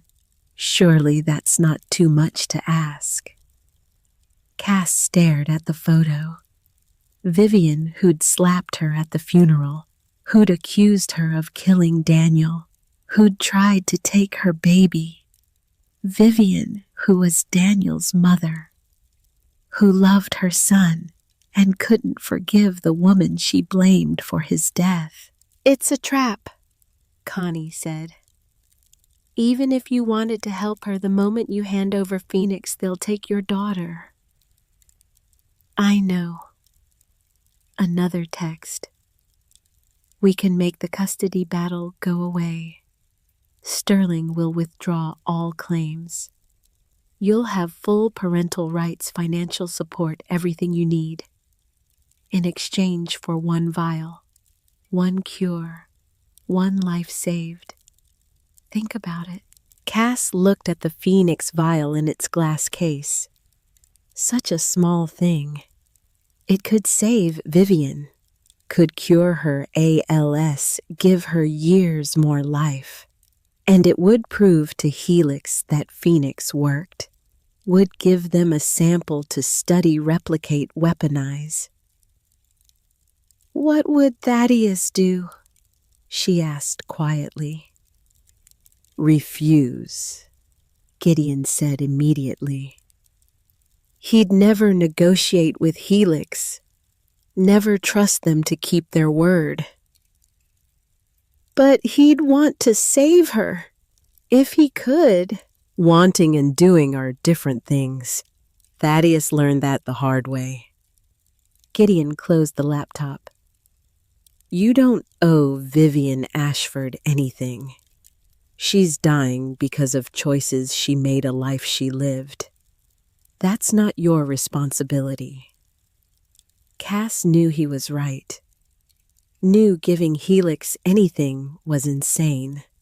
But the photo stayed in her mind. Vivian dying, Daniel's mother, her daughter's grandmother. "I need air," Cass said. "I need to think." She made her way back up through the passage, through the basement, up the stairs to the main floor. Her body ached. The baby was doing gymnastics. Her head pounded. Outside, the afternoon sun was starting to sink toward evening. Cass sat on the porch steps, looking out at the overgrown garden, the massive maple tree, the driveway where her car sat next to Gideon's Mercedes. 60 hours left. Maybe less. She had to make a choice. Destroy Phoenix, release it to the world, or try to control it herself. And she had to decide what to do about Vivian. The sound of an engine made her look up. A black SUV was coming down the dirt road, moving fast, throwing up dust. Cass stood, heart hammering. Too soon. Helix shouldn't be here yet. The SUV pulled up next to her car. The driver's door opened. Sterling Ashford stepped out. He looked like he'd aged 10 years since the funeral. His silver hair was disheveled. His suit was rumpled. His face showed strain and exhaustion. And he was alone. No lawyers, no security team, just him. "Cassandra," he said, "we need to talk."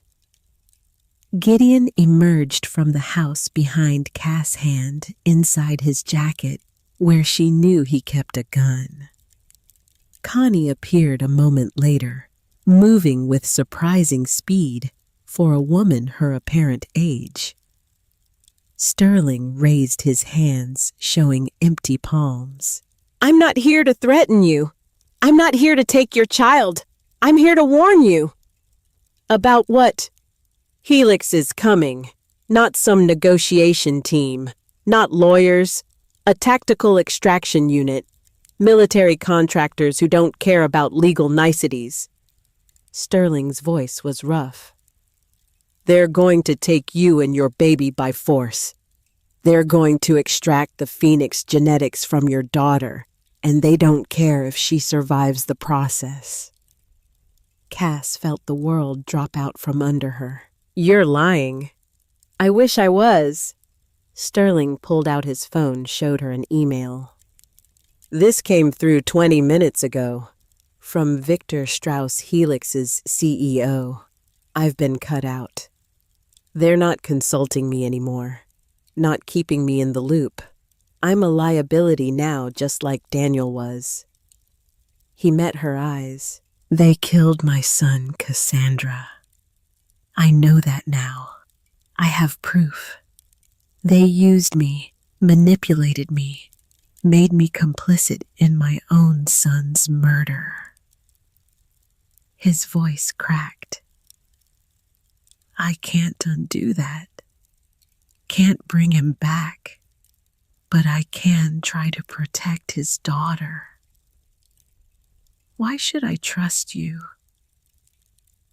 "You shouldn't. I don't deserve your trust. I deserve to be shot and left in a ditch."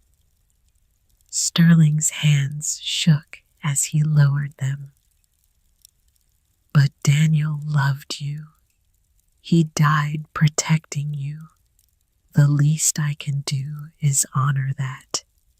Honor him." Gideon had his gun out now, not pointed at Sterling, but ready. "When are they coming?" "Tonight, midnight. They're staging at a private airfield 40 miles from here. 12 men, professional, armed.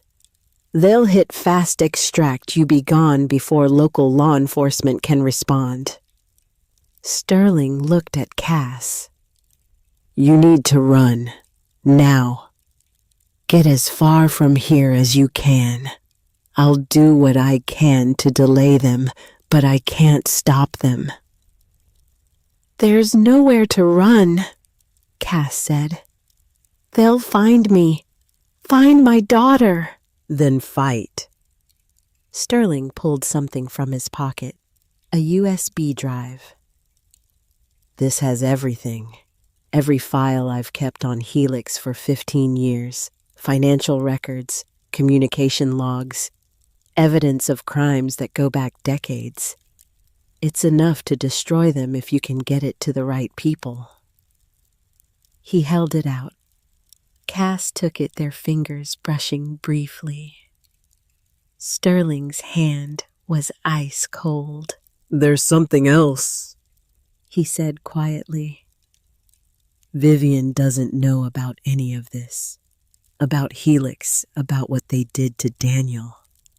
She thinks he died in an accident. She blames you because she needs someone to blame, and I let her believe the lie." His eyes were wet. "If you use Phoenix to cure her ALS, tell her the truth. Tell her I'm sorry. Tell her I failed our son." Before Cass could respond, Sterling was back in his SUV pulling away down the dirt road, leaving a cloud of dust behind. Gideon lowered his gun. "Could be a trap. Could be Helix using him to make you panic, make mistakes." Or it could be a father trying to make amends, Connie said, trying to save his grandchild the way he failed to save his son. Cass looked at the USB drive in her hand, then at the sun sinking toward the horizon. If Sterling was telling the truth, she had 6 hours until Helix came. 6 hours to decide the fate of Phoenix. The fate of her daughter. The fate of a technology that could save the world or destroy it. She turned back to the house. "Get everyone here. Miriam, the colonel, the senator. Everyone Thaddeus trusted. If we're going to do this, we need allies." Gideon smiled grimly. "You're choosing option 3. Control." "I'm choosing to fight," Cass corrected. "If Helix wants my daughter, they'll have to go through me first." She walked back into the house, back down to the laboratory, back to where Phoenix waited in its glass case. 60 hours had become 6. Time to make her choice. Gideon made the calls while Cass paced the laboratory, one hand supporting her lower back, the other resting on her belly, where the baby kicked with increasing urgency, as if sensing her mother's fear. "Miriam's flying in from Boston," Gideon reported, phone pressed to his ear. "She'll be here in 4 hours. Colonel Pierce is driving down from Seattle 3 hours out. Senator Hale is coordinating FBI response, but she says it'll take time to cut through the red tape." "We don't have time," Cass said. "Sterling said midnight. That's 5.5 hours. Then we prepare for the worst." Connie was already moving, pulling equipment from cabinets with the efficiency of someone who'd planned for this moment. "This lab has defenses. Thaddeus didn't build a bunker without thinking about how to protect it." She showed Cass a control panel hidden behind one of the filing cabinets. Buttons labeled in Thaddeus's precise handwriting. Lockdown. Gas. Emergency destruct. "Lockdown seals all entrances," Connie explained. "Steel doors, reinforced concrete. They'd need heavy explosives to breach. Gas floods the upper levels with sedative compound, non-lethal but effective. And the destruct option destroys everything," Cass finished. "I know."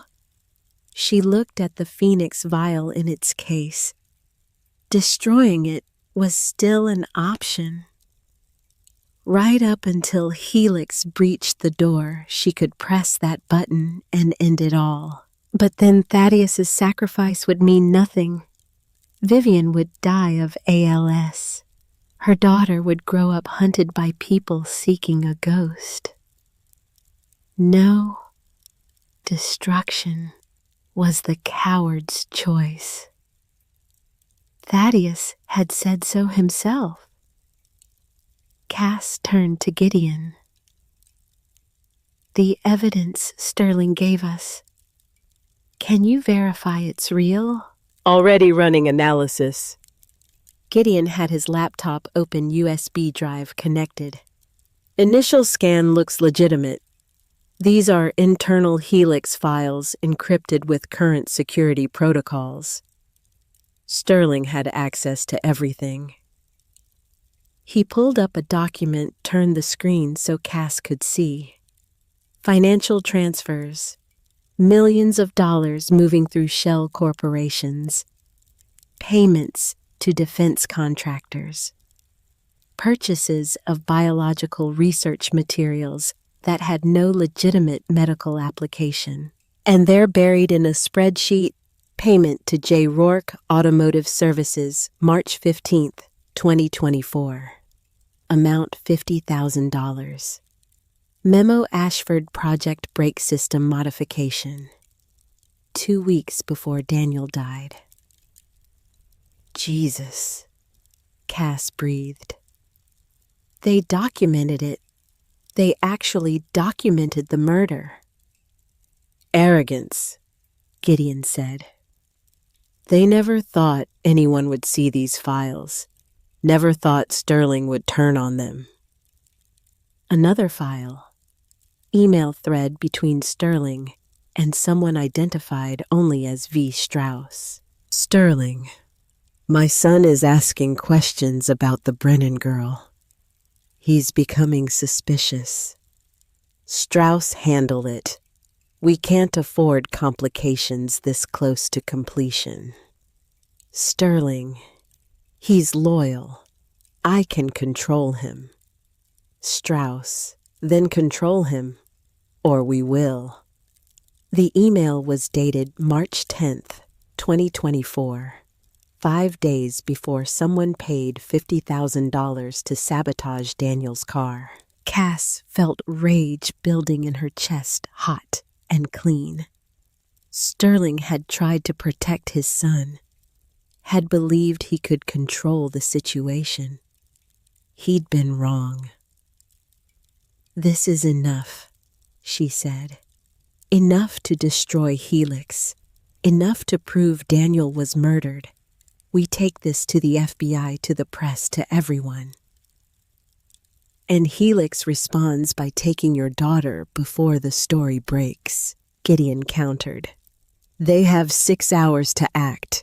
We release this now, they accelerate their timeline, come in guns blazing. He was right. Cass knew he was right. So we wait. Let them come. Fight them off until the cavalry arrives. Fight them with what? Connie asked gently. We're a pregnant woman, a 100-year-old nurse, and a lawyer who's 20 years past field work. Even with the lab's defenses, we're outgunned. The baby kicked hard enough to make Cass gasp. She pressed her hand to her ribs, feeling the little foot or fist pressing back. Her daughter, fighting already, refusing to go quietly, like her mother, like her great-grandfather. An idea began forming. What if we don't fight them? Cass said slowly. What if we give them what they want? Both Gideon and Connie stared at her. Absolutely not, Gideon said. We are not handing over Phoenix. Not Phoenix. Me. Cass moved to the lab bench, thinking out loud. They're coming for me and my daughter. For our genetics. What if I offer to cooperate and meet with them? They'll take you and disappear, Connie said. You'll never be seen again. Not if the meeting is public. Not if it's recorded.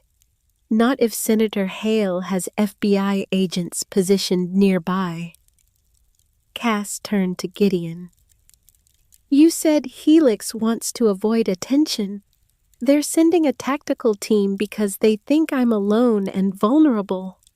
What if I'm not? Understanding dawned on Gideon's face. A trap. We lure them into a public confrontation record. Everything arrests them with federal agents standing by. Can we make that happen in 5 hours? Gideon was already dialing. Senator Hale, I need a favor. A big one. While Gideon coordinated with the senator, Cass studied the Phoenix vial. She'd made her choice. Option 3. Control it. But control meant more than just preventing Helix from taking it. control meant using it responsibly, wisely, starting now. Connie, Cass said quietly, how much Phoenix would it take to cure Vivian's ALS? The older woman looked up sharply. Don't even think about it. I'm not negotiating with Helix. I'm asking a medical question. How much? Connie sighed on to the Phoenix case. ALS is a degenerative neural disease. Phoenix works by triggering cellular regeneration. For a condition that advanced, you'd need maybe 0.5 milliliters, enough to restart the damaged neural pathways. And that vial contains about 4 ounces, 120 milliliters. Connie did the math. You could treat Vivian and have enough left for 240 more doses. Or we could synthesize more, Cass said. Using the research here, Thaddeus's notes, that's what option 3 means, right? Controlled development, ethical use. It also means keeping it secret from people who would weaponize it. Vivian is Daniel's mother, my daughter's grandmother. If I can save her, if I can prove Phoenix works. Cass trailed off, the idea crystallizing. She becomes evidence, proof of concept, a living demonstration that Phoenix is real and can cure the incurable. Gideon had finished his call. Senator Hale is mobilizing FBI resources. She can have a team in position by 11 p.m. But Cass, if you're thinking of using Phoenix on Vivian Ashford, I'm thinking about what Thaddeus would want. He spent 40 years hiding Phoenix because he was afraid of what people would do with it, but he also saved Connie's life with it, saved mine, used it to help people when he could. She placed her hand on the glass case. My daughter is going to be born with Phoenix genetics. She's going to live for centuries watching everyone she loves die. The least I can do is give her a grandmother who understands, who shares that burden. You don't know if Vivian will accept treatment, Connie pointed out. She might refuse out of pride. Then that's her choice. But I have to offer. Cass turned to Gideon. Can you get a message to Sterling, ask him to bring Vivian here, tonight, before Helix arrives? You're playing a dangerous game. I'm playing the only game that gives my daughter a future. Cass met his eyes. Thaddeus said I had 3 choices. I'm choosing all of them. Gideon's expression shifted to confusion. All 3. I'm going to control Phoenix by forming the trust. But I'm also going public with the evidence Sterling provided. And she gestured at the emergency destruct panel. If Helix gets past our defenses, if they're about to take my daughter, I'll destroy everything. All 3 options ready to deploy depending on how the next 6 hours unfold. Slowly, Gideon smiled. Thaddeus would be proud. Thaddeus would tell me I'm insane. That too. The next 3 hours passed in controlled chaos. Gideon coordinated with Senator Hale, who pulled strings Cass didn't know existed.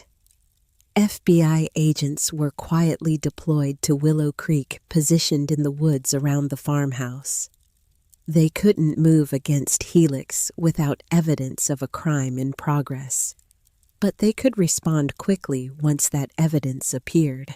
Dr. Miriam Blackwood arrived first, a striking woman in her mid-50s with auburn hair and intense dark eyes. She embraced Cass like they were old friends, though they'd never met. "Thaddeus talked about you constantly," Miriam said. "Showed me pictures, bragged about your research.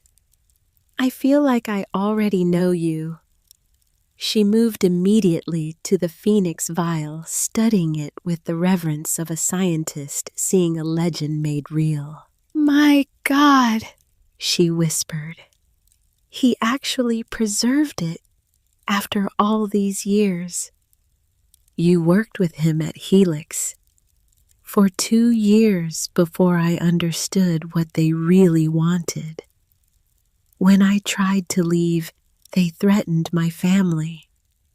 Thaddeus helped me disappear, set me up with a new identity, a teaching position at MIT where Helix couldn't touch me."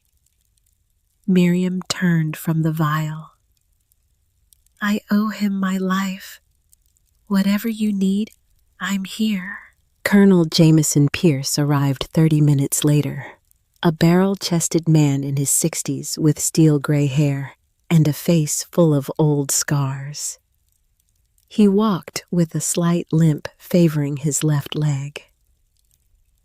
"Shrapnel from an IED in Iraq," he explained when he saw Cass noticing. "Should have lost the leg. Should have bled out in the sand.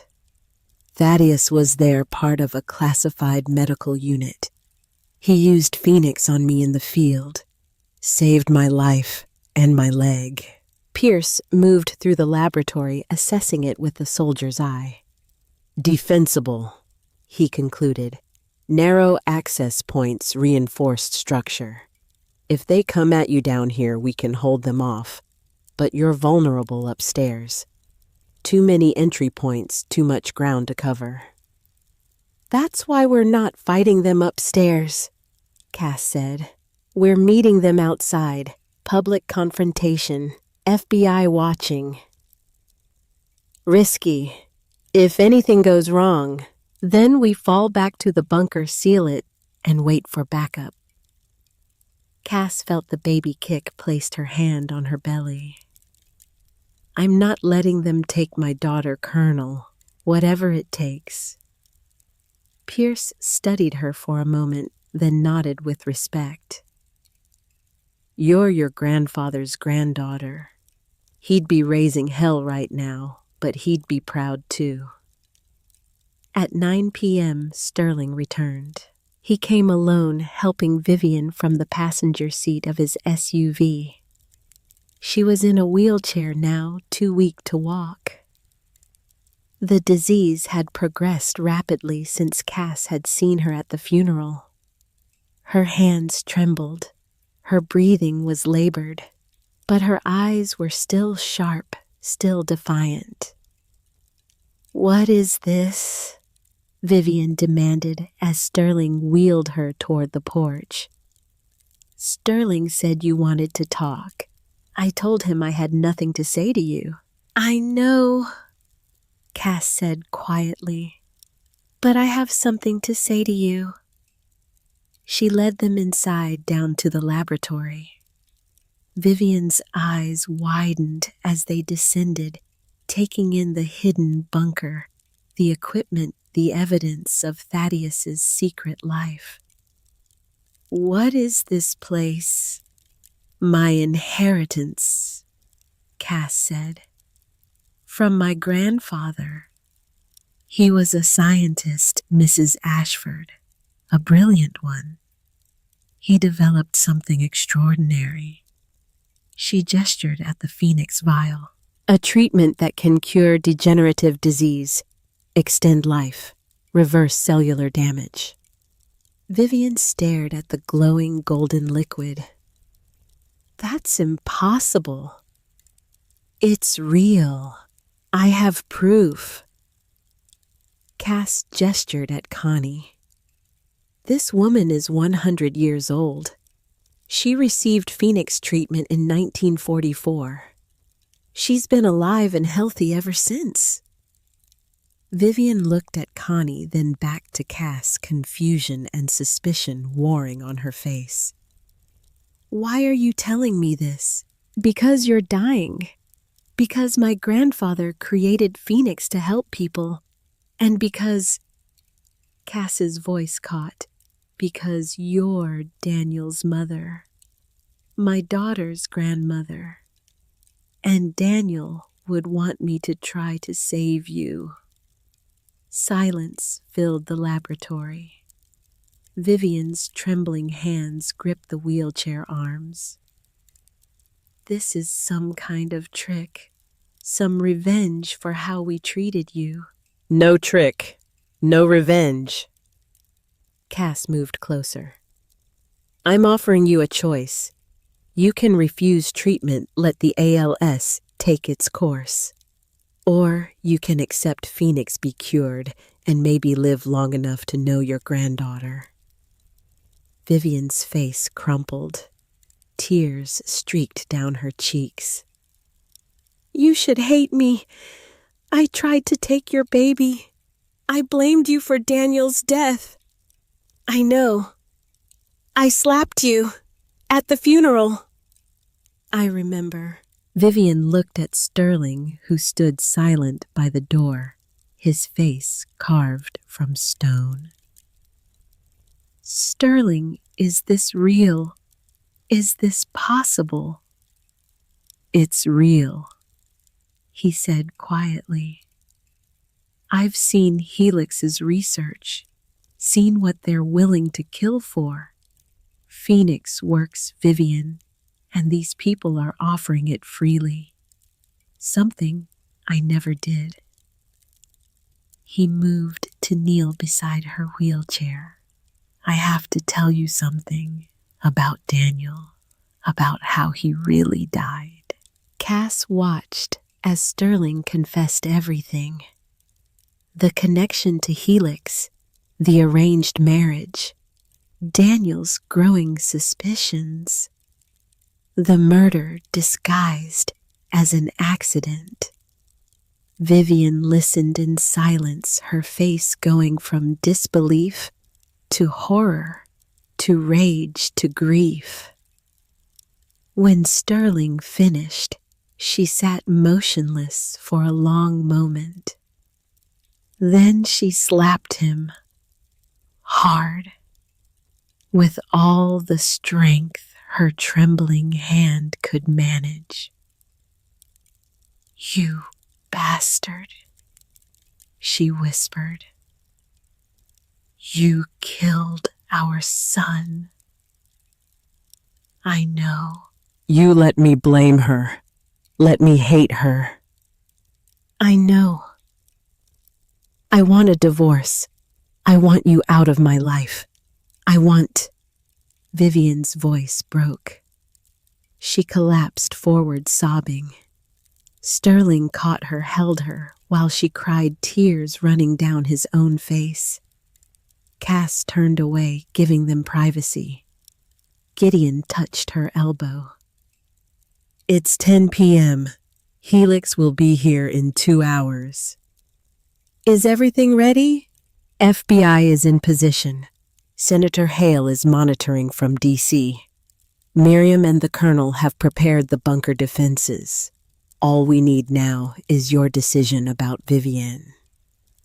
Cass looked back at Daniel's parents, Sterling holding his dying wife, Vivian crying for the son they'd lost to greed and arrogance.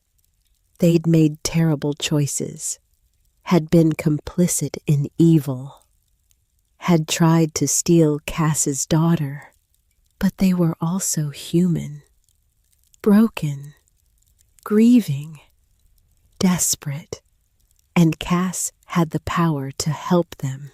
Miriam, she called. Prepare a Phoenix dose, 0.5 milliliters. The scientist moved immediately, working with practiced efficiency. She opened the glass case with a key Thaddeus had left, extracted the vial, carefully measured the precise amount into a medical syringe. This will hurt, Miriam warned Vivian. Phoenix triggers rapid cellular regeneration. Your neural pathways will rebuild themselves in minutes. It feels like fire in your veins. I don't care, Vivian said. She'd stopped crying, her face set with determination. Do it. Miriam administered the injection into Vivian's arm. For a moment, nothing happened. Then Vivian gasped back, arching. Her hands gripped the wheelchair arms so hard her knuckles went white. Breathe, Connie coached, moving to her side. Don't fight it. Let it work. 30 seconds. A minute. Vivian's breathing shifted from labored to steady. The trembling in her hands stopped. Color returned to her face. She stood from the wheelchair. Just stood without assistance, without trembling, steady on her feet, for the first time in months. My God, she whispered. She looked at her hands, turned them over, made fists. I can feel my fingers. I can breathe without fighting for air. She took a step, then another. Walking normally, no stumbling, no weakness. Vivian turned to Cass, eyes wide with wonder and tears. You saved my life. After everything I did to you, you saved my life. Daniel would have wanted me to, Cass said simply. Vivian crossed the space between them and embraced Cass carefully, mindfully of the pregnant belly. Thank you, she whispered. Thank you. I don't deserve this. Don't deserve your mercy. None of us deserve mercy, Cass replied. We receive it anyway. That's what makes it mercy. The moment was interrupted by Gideon's phone buzzing. He checked it, face going hard. Helix team just passed through Willow Creek. They'll be here in 15 minutes. Earlier than Sterling predicted, Colonel Pierce observed. They're moving fast. Everyone to positions, Cass ordered, surprised by the authority in her own voice. Vivian Sterling, you stay down here with Miriam. Gideon, Connie, Colonel, you're with me upstairs. You should stay in the bunker, Pierce argued. You're the target. Which is why I need to be visible. They came for me. I'm going to face them. She moved to the equipment Connie had prepared. Body camera small and discreet clipped to her shirt. Audio recorder in her pocket. Everything linked to Senator Hale's monitoring station and FBI backup. Whatever happens, Cass said, it gets recorded, it gets documented. Helix won't operate in shadows anymore. They ascended to the main floor. Cass positioned herself on the front porch, visible but behind cover. Gideon took the study window with a hunting rifle. Colonel Pierce covered the back entrance. Connie stayed mobile, moving between positions with the agility of someone a third her age. The farmhouse lights were on, making Cass an obvious target, but also making it clear she wasn't hiding, wasn't running. Headlights appeared on the dirt road. 3 vehicles, black SUVs moving fast. Cass touched the body camera, making sure it was recording. This is it, she said quietly. The SUVs pulled up in a semicircle, blocking any escape route. Doors opened. Men emerged. 12 of them, just as Sterling had warned. Tactical gear, body armor, weapons held ready but not aimed. Not yet. A 13th man stepped out of the center vehicle. Tall, middle-aged, expensive suit beneath a tactical vest. He had the kind of face that would be handsome if it weren't so cold. Dr. Victor Strauss, Helix CEO. He walked toward the porch, hands visible, stopping at the bottom of the steps. Ms. Brennan, he called out. I'm glad you decided to wait for us. Saves everyone a lot of trouble. Dr. Strauss, Cass replied, keeping her voice steady. You're trespassing on private property. I'm recovering corporate assets that were stolen 40 years ago. There's a legal distinction. He smiled without warmth. We can do this the easy way or the hard way. Your choice. The easy way being I hand over my grandfather's research and my unborn child. We only need samples, genetic material, some tissue cultures. You and the baby would be perfectly safe. The way Daniel Ashford was safe. Strauss's expression didn't change. I don't know what you're talking about. I'm talking about murder. I'm talking about cutting brake lines. I'm talking about $50,000 paid to make an accident look accidental. Cass pulled out her phone, held up Sterling's USB drive. I have the files, Dr. Strauss. All of them. Every transaction, every order, every crime. For the first time, uncertainty flickered across Strauss's face. That's Helix proprietary information, illegally obtained.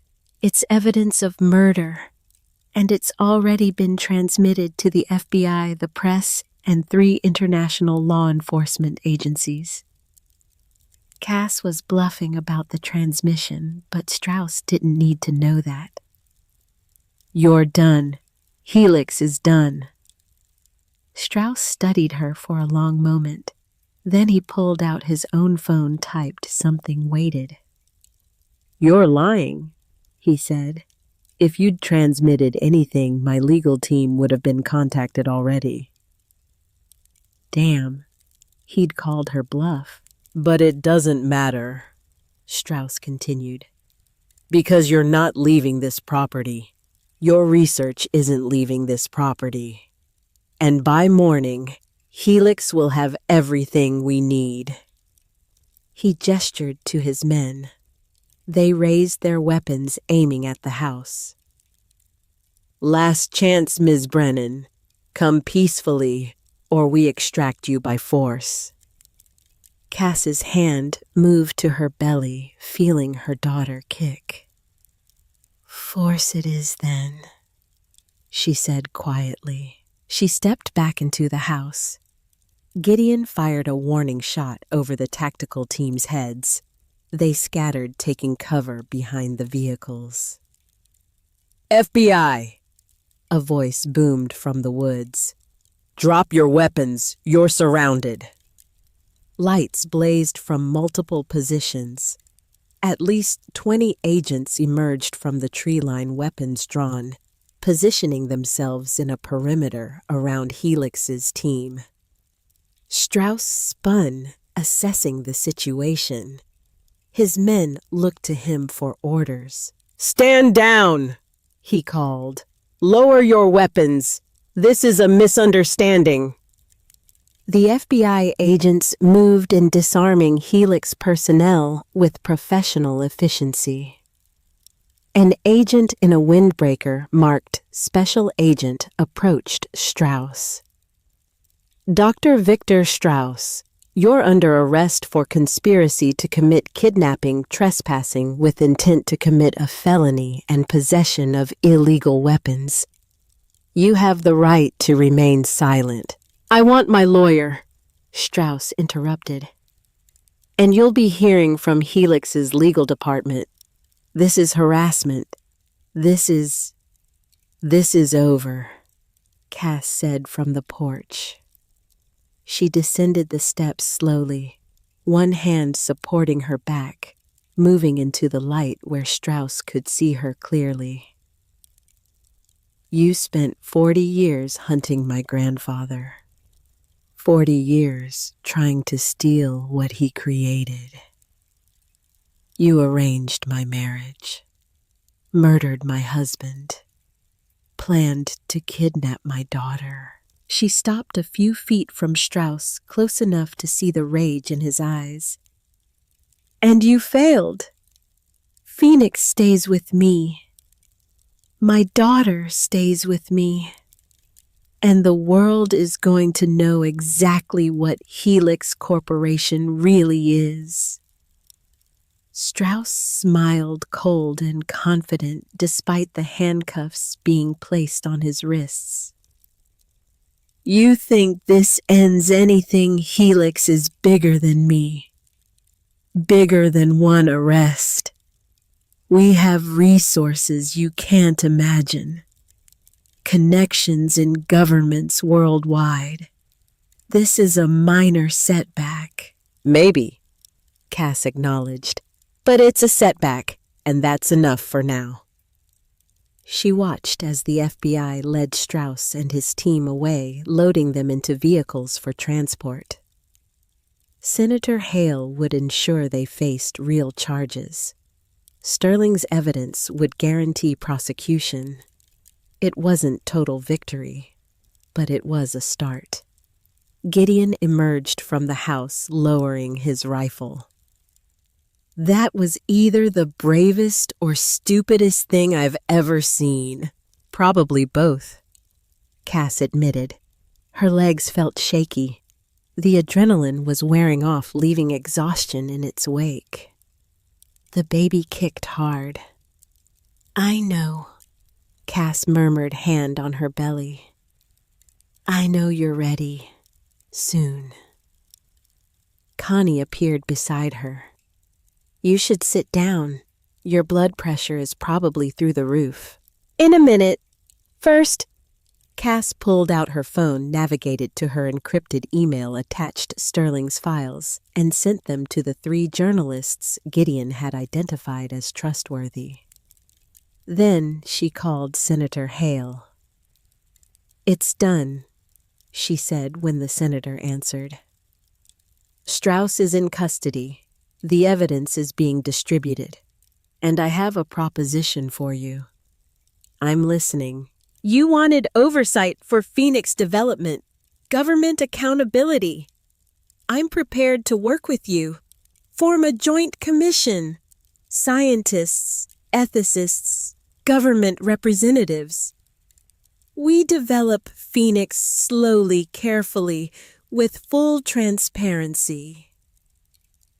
In exchange for protection for my daughter, legal recognition that she's a person, not a research subject, guarantee that she'll never be forced to provide genetic samples against her will. Senator Hale was quiet for a moment. I'll draft the legislation personally. Have it on the Senate floor within a month. Thank you. Cass ended the call, finally allowed herself to sit down on the porch steps. Her back screamed in protest. The baby was doing somersaults. Vivian and Sterling emerged from the house. Vivian moved with steady confidence, the wheelchair abandoned. Sterling looked like he'd aged another 10 years, the weight of his choices carved into his face. The FBI will want to talk to you, Cass told Sterling, about your cooperation, the files you provided. I know. I'm ready to face whatever comes.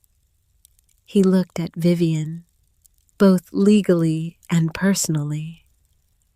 Vivian's expression was hard, unforgiving, but she placed a hand on his shoulder. "We'll talk. Later. When I've had time to process everything." She turned to Cass. "And we need to talk too. About my granddaughter. About what role I can play in her life if you'll allow it." "You're her grandmother," Cass said. "That's not negotiable. But how we move forward, how we build trust, that's going to take time." "I have time now," Vivian said, looking at her steady hands. "Thanks to you." A sharp pain lanced through Cass's belly, different from the kicks and movements she'd been feeling. She gasped, hand flying to her abdomen. "Cass!" Connie was beside her immediately. "What's wrong?" "I don't—" Another pain stronger. Cass felt wetness between her legs. Oh no." "Your water broke," Connie said calmly. "Miriam, we need you up here." "But it's too early," Cass protested.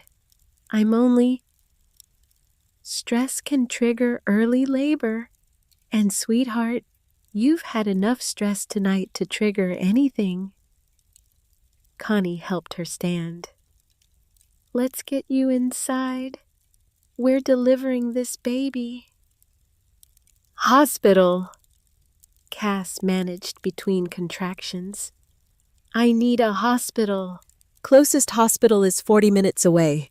You're already in active labor." Miriam had appeared, medical bag in hand. "We deliver here. I've done it before. So has Connie. You're in good hands." They helped Cass back down to the laboratory, which suddenly seemed both the strangest and most appropriate place to give birth. Thaddeus's life's work surrounding her. Phoenix glowing softly in its case. The evidence of everything he'd built and protected. "This wasn't how I planned this," Cass said through clenched teeth as another contraction hit. "Plans are overrated," Connie replied, helping her onto a medical table Miriam had prepared. "Your grandfather never planned to become a fugitive scientist. I never planned to live 100 years. You never planned to inherit a revolutionary medical technology. We make do." The labor progressed faster than anyone expected. 30 minutes became an hour, became 2 hours. Cass lost track of time, lost track of everything except the contractions and Miriam's calm voice coaching her through. Gideon paced in the background. Colonel Pierce stood guard at the bunker entrance. Sterling and Vivian waited in the corner, Sterling looking terrified. Vivian watching with the intensity of someone witnessing a miracle. "Push," Miriam commanded. "One more big push, Cass. I can see the head." Cass pushed, screaming with the effort, every muscle in her body straining. Then, suddenly, release. And a sound that made her heart stop and restart. A baby crying. "It's a girl," Miriam announced, holding up a tiny red, perfect human. "She's perfect, Cass. 10 fingers, 10 toes, healthy lungs." She placed the baby on Cass's chest, still slick and screaming indignantly. Cass looked down at her daughter and felt the world realign itself around this moment.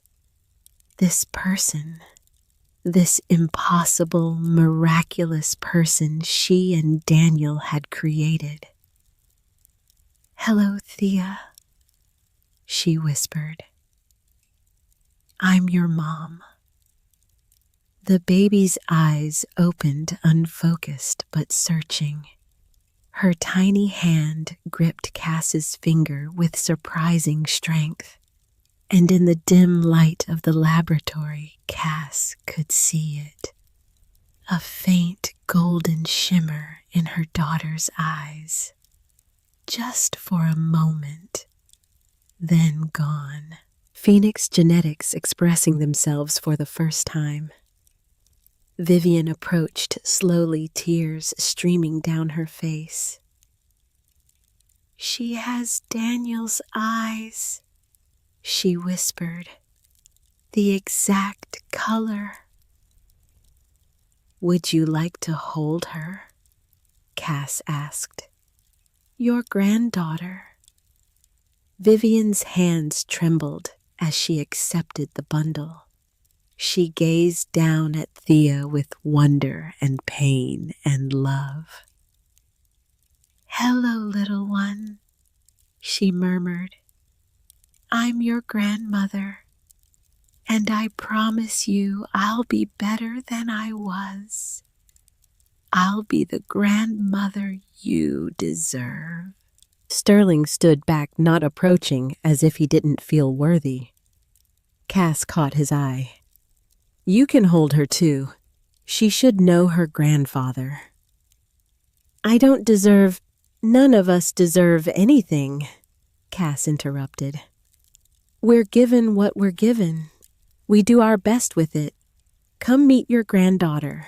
Sterling approached like a man walking to his own execution. But when Vivian placed Thea in his arms, his expression transformed. The hardness melted. The guilt remained, but joy crept in around its edges. She's beautiful, he said hoarsely. Daniel would have been so proud. He would have been terrified, Cass said with a tired smile. Neither of us had any idea what we were doing. Nobody does, Connie said. That's the secret of parenting. We're all making it up as we go. Over the next hour, everyone took turns holding Thea. Gideon looking uncomfortable but touched. Colonel Pierce handling the tiny baby with surprising gentleness. Miriam examining her with scientific fascination and human warmth. And Connie, who held Thea longest, rocking her gently, singing something soft in a language Cass didn't recognize. She's like me, Connie said quietly. I can feel it, the phoenix in her. She'll live long, Cass, centuries probably. Watch everyone she loves grow old and die. Except you, Cass pointed out. She'll have you, someone who understands. And her grandmother, Connie added, glancing at Vivian. If Vivian chooses to stay involved. I'm not going anywhere, Vivian said firmly. I have a granddaughter to know, a lifetime to make amends. The bunker door opened. An FBI agent descended looking apologetic. Sorry to interrupt, but Ms. Brennan, we need you to make a statement, and there are journalists gathering outside. The story about Helix's arrests is breaking. They're asking for comment. Cass looked down at Thea sleeping peacefully in her arms. Tell them I'll make a statement tomorrow. Tonight, I'm just a new mother. The agent nodded and withdrew. Gideon approached holding a folder. Senator Hale came through. Fast-tracked emergency legislation. As of 1 hour ago, there are federal protections in place. Thea is legally protected from forced genetic testing. She has rights that supersede corporate or government research interests. How did the senator manage that so quickly? She called in every favor she had, and the Helix arrests gave her leverage. Everyone wants to be seen protecting the innocent child from the evil corporation. Gideon smiled. Politics is useful sometimes. What happens now? Cass asked. To Phoenix. To us. That's your decision. You're the custodian of Phoenix. You decide how it gets developed, who gets access, under what conditions. Cass looked around the laboratory, at the research, the evidence, the vial of Phoenix now slightly less full after Vivian's treatment. We form the trust, exactly as Thaddeus planned. Miriam leads the science. Colonel Pierce handles security. Senator Hale provides oversight. Connie serves as living proof of Phoenix's safety. And you? Gideon asked. I'm a mother now. I'll guide the ethics. Make sure Phoenix is used to help people, not exploit them. Cass brushed a finger across Thea's soft cheek. And I'll protect my daughter while she grows up learning to control a gift she never asked for. Thaddeus would approve. Thaddeus would tell me I'm insane for not destroying everything. That too, Gideon agreed. But he'd be proud. I know he would. The days that followed blurred together in the exhausting rhythm of new motherhood. Thea cried, ate, slept, and filled diapers with the relentless efficiency of all newborns. Cass stumbled through it with the help of Connie, who moved into the farmhouse's guest room and proved to be an invaluable source of wisdom and steady hands. The media circus descended on Willow Creek with predictable intensity. News vans lined the dirt road. Reporters shouted questions from beyond the property line. Helicopters buzzed overhead until Colonel Pierce made calls to the FAA and established a no-fly zone. But inside the farmhouse, life found a strange new normal. Vivian visited daily, sometimes twice. She'd sit in the rocking chair Connie had brought from her own house, holding Thea for hours, singing lullabies Cass had never heard her sing.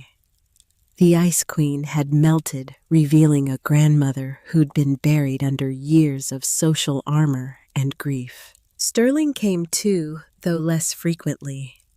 He was cooperating fully with federal prosecutors testifying against Helix's remaining executives.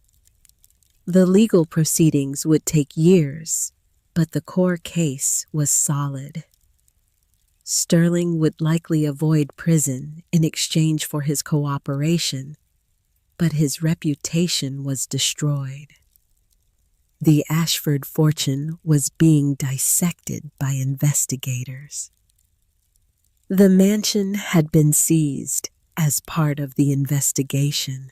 He'd lost everything except his relationship with his granddaughter, and he was determined not to lose that too.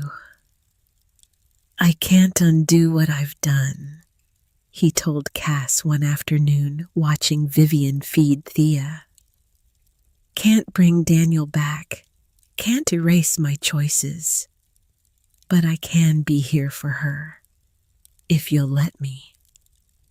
Cass had looked at him for a long moment, seeing a broken man trying to rebuild from rubble.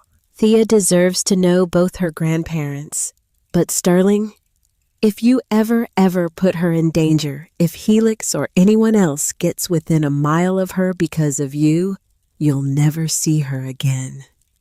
Are we clear? Crystal. 2 weeks after Thea's birth, Cass gave her first press conference. She did it from the farmhouse porch, Thea sleeping in a carrier on her chest, Gideon standing beside her for legal support. The questions came fast and furious. Ms. Brennan, is it true your grandfather developed a life extension serum? Is your daughter genetically enhanced? Will Phoenix be available to the public? How did Helix Corporation attempt to kidnap you?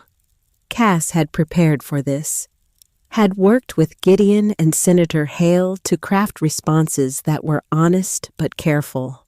My grandfather, Thaddeus Brennan, was a brilliant scientist who developed a medical technology called Phoenix. It's real, it works, and it has the potential to help millions of people suffering from degenerative diseases. She paused, letting that sink in. Helix Corporation wanted to weaponize this technology and monopolize it for profit. They've been engaged in illegal activities for decades, including the murder of my husband, Daniel Ashford. Thanks to the FBI and federal prosecutors, their leadership is now in custody facing serious charges. What about your daughter? My daughter is a healthy baby girl. She will grow up with the same rights and protections as any American child.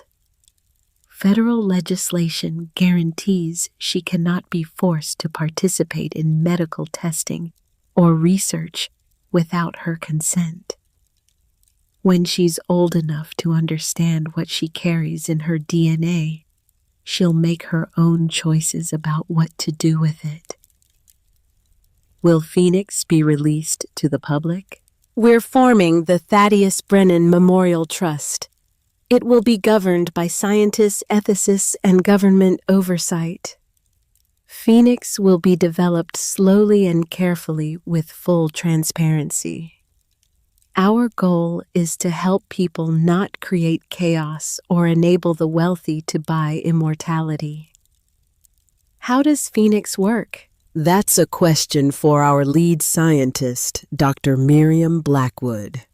The Trust will be releasing technical papers through peer-reviewed journals over the coming months. But I want to be clear. Phoenix is not a magic bullet. It's a complex medical technology with applications for specific conditions. It won't make people immortal. It won't solve aging. What it can do is trigger enhanced cellular regeneration in targeted ways. The questions continued for an hour. Cass fielded them with a mix of honesty and strategic vagueness, always coming back to the same points. Transparency, ethical development help people.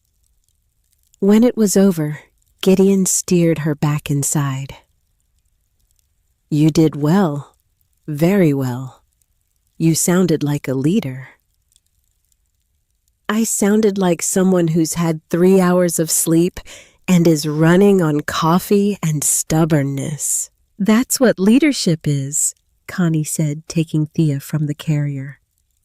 Nobody knows what they're doing. We all just muddle through and hope for the best. The first Phoenix trial patient was selected 6 weeks after Thea's birth. Janet Morrison, 62 years old, late-stage Parkinson's disease. She'd been a teacher for 40 years before the tremors made it impossible to write on a chalkboard. Now she could barely feed herself. The trust reviewed her case extensively. Medical records, psychological evaluation, informed consent sessions. Dr. Blackwood examined her 3 times. Senator Hale's oversight committee approved the trial. Colonel Pierce verified there were no Helix connections in her background. Everything checked out. The treatment was administered in the laboratory beneath the farmhouse. Janet sat in the same chair where Cass had watched Thaddeus's video Miriam administering the injection with the same precise care she'd used on Vivian. 0.5 milliliters. A tiny amount of golden liquid glowing faintly in the syringe. "This will be uncomfortable," Miriam warned. "But the discomfort is temporary. Focus on your breathing." Janet nodded, her trembling hands gripping the armrests. The injection went in. For 30 seconds, nothing happened. Then Janet gasped. Her back arched. Every muscle in her body seemed to tense at once. "Breathe," Connie coached, hand on Janet's shoulder. "Don't fight it." A minute, 2 minutes. The tremors that had defined Janet's life for 5 years slowed, then stopped. Her breathing steadied. Color flooded back into her face. She lifted her right hand, held it out. Steady. Not even a quiver. "Oh my God," she whispered. She made a fist, opened it, made a fist again. "Oh my God, I can feel my fingers." She stood without assistance, took a step, then another, walking with confidence she hadn't had in years. Janet looked at Cass, tears streaming down her face. "You gave me my life back. How do I even begin to thank you?" "Live it," Cass said simply. "Live it fully. That's thanks enough." They monitored Janet for 3 days. The improvements held. Her neural pathways had regenerated. The Parkinson's was gone. Dr. Blackwood documented everything meticulously. Video recordings, blood tests, neural scans. The data was irrefutable. Phoenix worked. Word spread quickly after that, despite the Trust's attempts at controlled information release. Thousands of applications flooded in.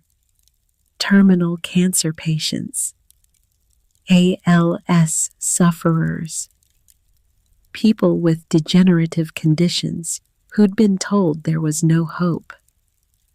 The Trust established strict protocols. Only terminal or severely debilitating conditions. Extensive vetting. Informed consent. No one under 18. No cosmetic applications. No life extension for healthy individuals. Over the next 6 months, they treated 12 patients. 10 complete successes. 2 partial improvements that still represented significant quality of life gains. 0 deaths. 0 complications. The scientific papers Miriam published sent shockwaves through the medical community. Some hailed it as the greatest breakthrough in human history. Others called it dangerous, unproven playing God. But no one could deny the results. 6 months after Thea's birth, Cass stood on the farmhouse porch, watching the sun rise over the Oregon landscape. The house had been transformed. The first floor now housed the Trust's administrative offices. The laboratory had been expanded with proper licensing and safety certifications. Security was tight but discreet. In her arms, Thea watched the sunrise with serious gray-green eyes. 6 months old and already showing signs of advanced development. She'd started teething early, started tracking movement earlier than typical. The pediatrician said she was in the 99th percentile for everything. Phoenix Genetics at work. Vivian's car pulled up the driveway. She visited 3 times a week now, helping with Thea slowly building a relationship with her granddaughter. She and Sterling had separated, though not divorced. Working through 40 years of complicated marriage and recent betrayal took time. Sterling himself had testified against Helix at trial. Strauss and 6 executives were now in federal prison, their sentences ranging from 15 to 30 years. The corporation had been dismantled, its assets seized, its research programs shut down. But Cass knew there would be others. Other corporations. Other people who wanted Phoenix for the wrong reasons. That's why the trust existed. Why Miriam, Pierce, Hale, Connie, and Gideon met weekly to review Phoenix applications. Why they'd treated exactly 12 terminal patients in 6 months, each one carefully vetted, each outcome meticulously documented. Proof that Phoenix worked. Proof that it could be controlled. "Good morning," Vivian called, climbing the porch steps with the ease of someone decades younger than her chronological age. "How's my beautiful granddaughter?" Thea reached for her grandmother, gurgling happily. "She slept through the night," Cass reported. "First time ever." "Miracles do happen," Vivian accepted Thea, tickling her belly. "Have you decided about the press conference?" Tomorrow, Cass was scheduled to give her first major interview about Phoenix. CNN broadcast worldwide. The Trust's official public debut. "I'm terrified," Cass admitted. "What if I say the wrong thing? What if people panic?" "Then they panic. You tell the truth anyway." Vivian looked at her seriously. "Daniel used to say the truth only hurts when you're avoiding it. Once you face it, it sets you free." "He really said that all the time. Usually when I was trying to avoid admitting I was wrong about something." Vivian smiled sadly. "I wish he could see Thea, see what you've built here." "Me too." They stood together, watching the morning light spread across the property. In the garden, where Thaddeus had died, new growth flourished. Roses he'd planted decades ago, tended now by Cass and Vivian, blooming in colors he'd have loved. Connie emerged from the house, coffee mug in hand. "Miriam just called. The latest patient results came back. Complete remission. Phoenix cleared the cancer completely." "That's patient 12's," Cass said. 12 successes, 0 complications. The data is becoming irrefutable. Phoenix works." Connie sipped her coffee. "Which means more people will come looking for it."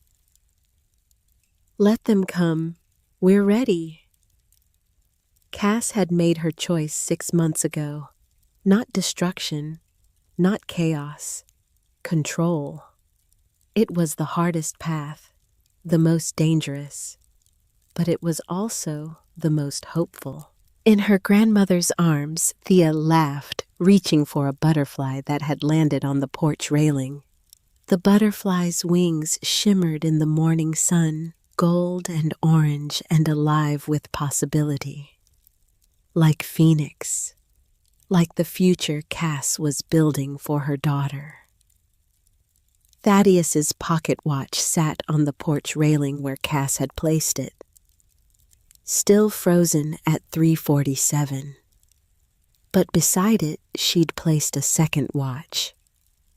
The one Thaddeus had given her. This one was running, ticking forward into time unmapped. Into a future where death was optional, where disease was curable, where her daughter would live to see centuries unfold. It wouldn't be easy. It wouldn't be simple. But it would be theirs. Cass picked up the running watch, felt its steady pulse against her palm. "What time is it?" Vivian asked. Cass checked the face. 7:47 a.m. Time to get started. She pocketed the watch, took Thea from Vivian's arms, and walked back into the farmhouse. Into the future. Into everything Thaddeus had built, and she had chosen to protect. The door closed behind them. Through the window, the trust's lights glowed warm. Inside, Miriam was already at work, Pierce reviewing security footage, Gideon drafting legal protections for the next Phoenix trial. The work continued. The legacy grew. And somewhere Cass liked to think Thaddeus was watching, proud of his granddaughter, proud of the choice she'd made, to fight, to protect, to use Phoenix not as a weapon or a commodity, but as what it was always meant to be, a gift. The morning unfolded like any other at the trust. Miriam worked in the expanded laboratory analyzing blood samples from the latest patient. Colonel Pierce coordinated with private security contractors, maintaining the discreet but effective perimeter around the property. Gideon fielded calls from lawyers, journalists, and government officials. His decades of CIA training serving him well in navigating the political minefield Phoenix had created, and Cass sitting in what had once been Thaddeus's study. Now her office reviewed the latest stack of Phoenix applications while Thea napped in a bassinet beside her desk. Each application was a story, a life, a desperate hope. Marcus Whitfield, 47, ALS, 2 young children, maybe 6 months to live. Rebecca Torres, 33, stage 4 breast cancer, newlywed, honeymoon cut short by diagnosis. David Kim, 71, Alzheimer's progressing rapidly, forgetting his wife of 50 years. Cass read each one carefully, making notes. The trust could only handle one patient at a time with their current resources. Each choice meant someone lived, someone waited, someone might die before their turn came. The weight of that responsibility never got lighter. A knock at the door. Miriam entered, tablet in hand. Patient 12's 6-month follow-up is complete. Janet Morrison remains cancer-free. All markers normal. Phoenix integration stable. That's good news. It's extraordinary news. 6 months of Phoenix in her system with 0 degradation, 0 side effects, 0 complications. Miriam set the tablet down. Cass, we're ready to scale up. With proper funding and staff, we could be treating 10-15 patients a month within a year. And with that scale comes risk. More people means more potential for leaks, for someone to steal samples for Helix copycats, I know. Miriam sat across from her. But Cass, there are people dying right now who could be saved. Every week we delay is another family destroyed, another life lost.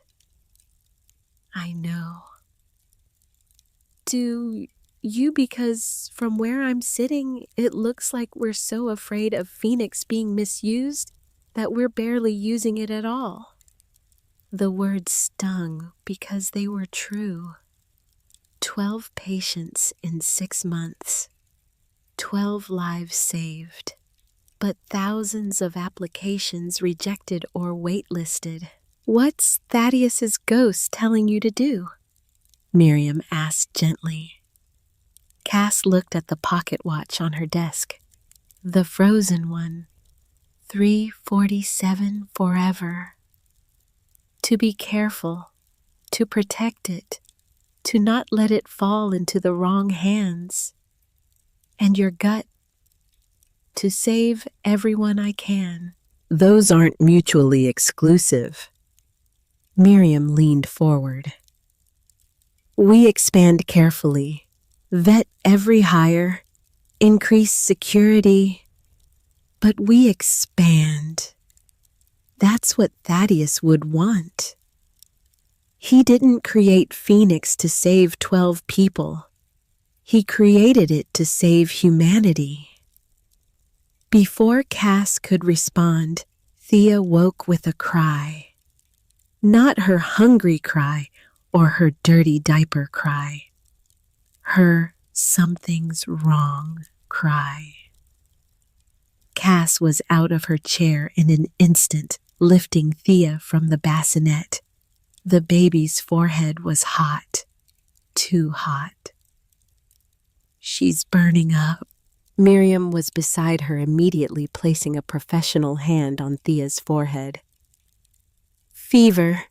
Could be nothing, could be an ear infection. When did it start? She was fine an hour ago. Babies spike fevers fast. Let me examine her. They moved to the laboratory's medical bay. Miriam worked quickly, checking Thea's vitals, looking in her ears, listening to her chest.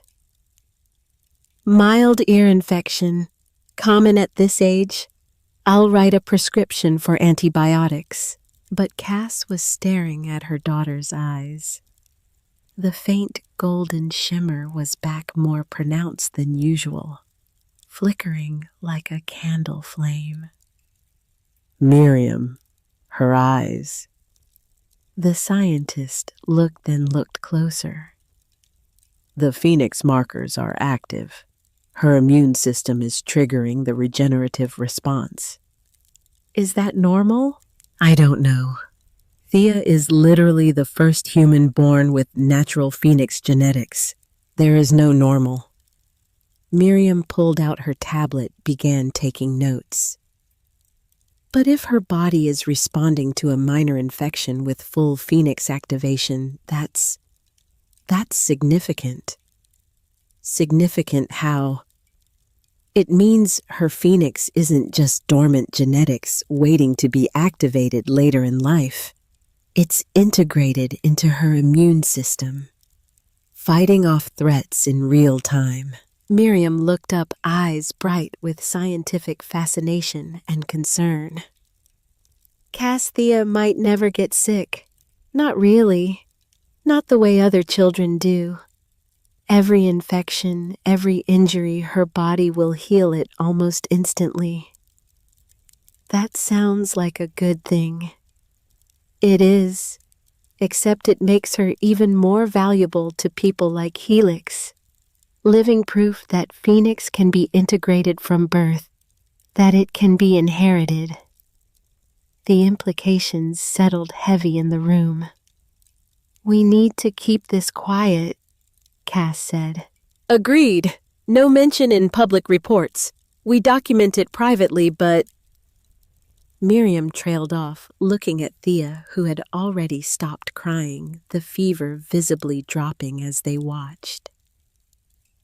She's not just Phoenix positive. She's something new, something we don't fully understand. Cass held her daughter closer. Then we protect her until we do.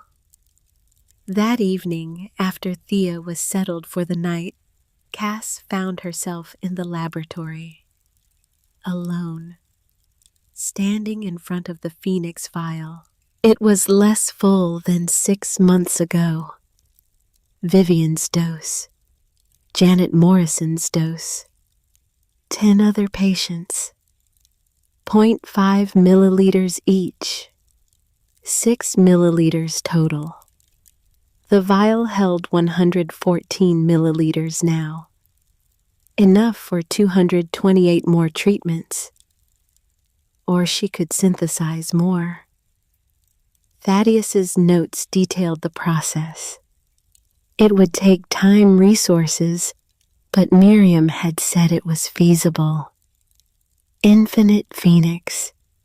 The power to save infinite lives. Or to create infinite problems. Can't sleep. Cass turned. Connie stood in the doorway wrapped in an old robe. Can't turn my brain off. Want to talk about it. Miriam wants to scale up, treat more patients, hire more staff, expand operations. And you're afraid. Terrified. Every time we expand, we create more vectors for something to go wrong. More people who know about Phoenix. More chances for theft, for corruption, for another helix to form. Connie moved to stand beside her, looking at the vial. You know what Thaddeus's mistake was. Which one? Thinking he could control it through isolation. He hid Phoenix for 40 years, and all it did was make it more valuable, more desired. Scarcity creates obsession. Connie turned to face Cass. You're doing the opposite. Controlled release, transparency, oversight. You're demystifying it, making it medicine instead of magic. That's smart. But Miriam's right, too. The only way to protect Phoenix long-term is to prove it works on a scale that makes it impossible to suppress. And if we lose control in the process, then we adapt, react, fight back, like you did with Helix. Connie smiled. You're not your grandfather, Cass. You're not trying to hide from the world. You're trying to change it. Trust that. Cass looked at the vial, at the laboratory, at everything Thaddeus had built and she'd inherited. I'm going to approve the expansion. Slowly. But we're going to do it. Good. Now get some sleep. Tomorrow's going to be hell. Tomorrow was the CNN interview. Live broadcast worldwide, no editing. Cass had agreed to it against her better judgment. Senator Hale had convinced her it was necessary. Control the narrative, or someone else will. The crew arrived at 8 a.m., transforming the farmhouse living room into a television studio. Lights, cameras, sound equipment. Makeup artists who insisted on making Cass look camera-ready, despite her protests that she was a scientist, not a celebrity. Thea was with Vivian in the upstairs bedroom, away from the chaos. Gideon stood off camera, ready to intervene if any questions crossed legal lines. Connie had made herself scarce, unwilling to become part of the media circus. The interviewer was Diana Morrison, a veteran journalist known for tough but fair questioning. She shook Cass's hand with professional warmth. I appreciate you doing this. I know it's not easy. Nothing about the last 6 months has been easy. That's actually where I'd like to start. They sat. The cameras rolled. Diana's expression shifted into her interview persona. Cassandra Brennan, 6 months ago, you were a graduate student in marine biology. Now you're the custodian of a technology that could change human civilization. How did this happen? Cass had prepared for this question. She'd prepared for all the questions. My grandfather, Thaddeus Brennan, spent his life protecting a medical technology he'd developed. When he died, he left it to me along with a choice: destroy it, release it to chaos, or try to control its development ethically. I chose control. Some critics say you're playing God, that Phoenix should be released immediately to help as many people as possible. What do you say to that? I say that releasing Phoenix without proper oversight would create chaos. Imagine if chemotherapy had been released without FDA testing, without dosage protocols, without trained medical professionals to administer it. Phoenix is powerful. That power needs to be wielded responsibly. But you've only treated 12 patients in 6 months. Thousands have applied. Thousands are dying while you deliberate. There it was, the attack angle. Cass took a breath. Yes, and that keeps me up at night. Every application I read is a person, a family, a life. But Phoenix isn't a miracle cure. It's a medical technology with risks we're still learning to understand.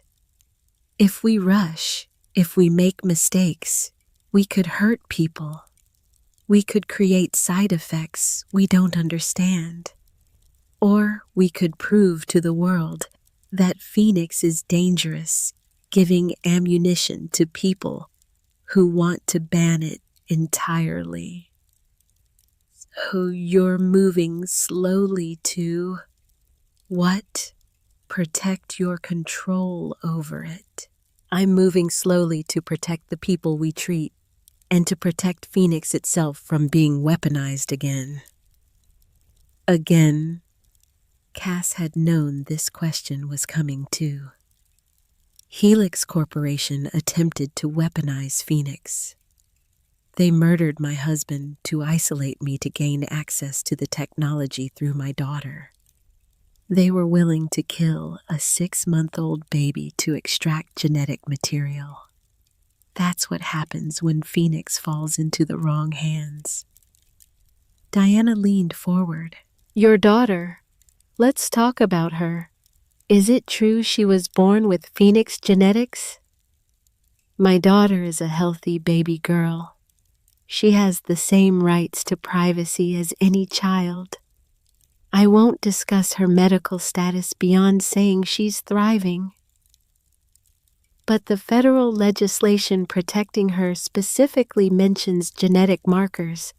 That implies we live in a world where corporations think children are research subjects. The legislation ensures no child, Phoenix positive or not, can be forced into medical testing without consent. When she's 18, will she have access to Phoenix? When she's 18, she'll make her own choices about her health care, just like any adult. The interview continued for an hour. Diana probed every angle: the ethics of life extension, the inequality of access, the potential for Phoenix to destabilize society, the security protocols protecting it. Cass answered each question as honestly as she could, without revealing operational details. She was firm but not defensive, transparent but not naive. When it was over, Diana turned off her professional persona and became human again. Off the record, you're doing the right thing. It's messy and complicated, and there's no perfect answer, but you're trying to do right by people. That counts for something. Thank you. On the record, prepare for backlash. You came across as thoughtful and careful, which means half the country will call you a hero and half will call you a coward. That's the price of the middle ground. Diana was right. The interview aired that night. Within an hour, social media exploded. Hashtag Phoenix for All trending worldwide, demanding immediate public release. Hashtag Protect Phoenix, countering, arguing for continued careful development. Hashtag Phoenix child speculation about Thea, despite Cass's attempts to protect her privacy. The death threats started around midnight. Someone posted the farmhouse's address online. Local police had to establish a presence on the property. Cass read them all sitting in Thaddeus's study while Thea slept upstairs. You're hoarding a cure for cancer to play God. My mother is dying, and you're sitting on the medicine that could save her. Her blood is on your hands. Rich elites protecting their immortality serum. The revolution is coming. And worse, threats against Thea. Threats against the trust members. Promises of violence if Phoenix wasn't released. Gideon found her at 2 a.m. still scrolling. You need to stop reading those. I need to understand what we're dealing with. What we're dealing with is the internet.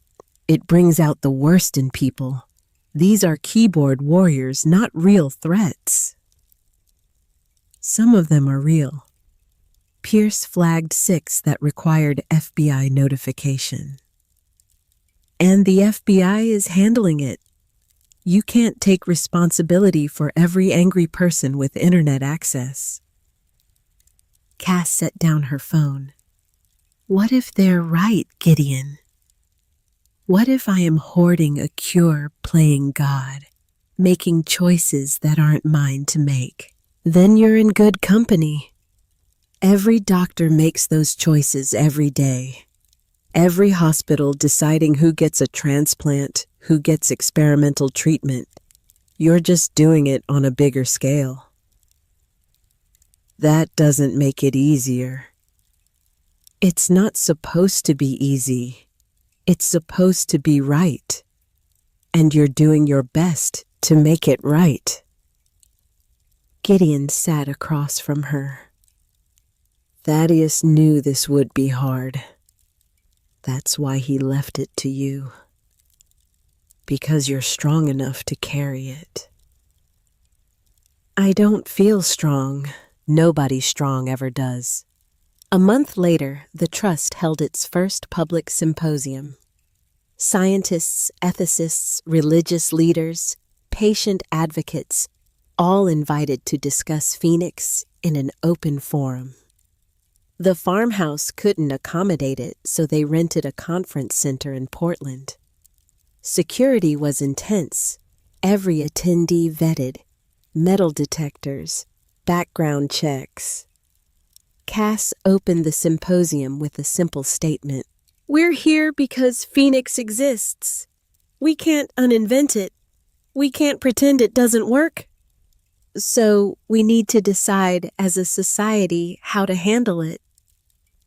This symposium is the beginning of that conversation. The discussions that followed were heated, passionate, occasionally hostile. Dr. Raymond Burke, bioethicist from Johns Hopkins. Life extension for the wealthy, while the poor die of preventable diseases, isn't medicine, it's eugenics. Father Michael Torres, Catholic theologian.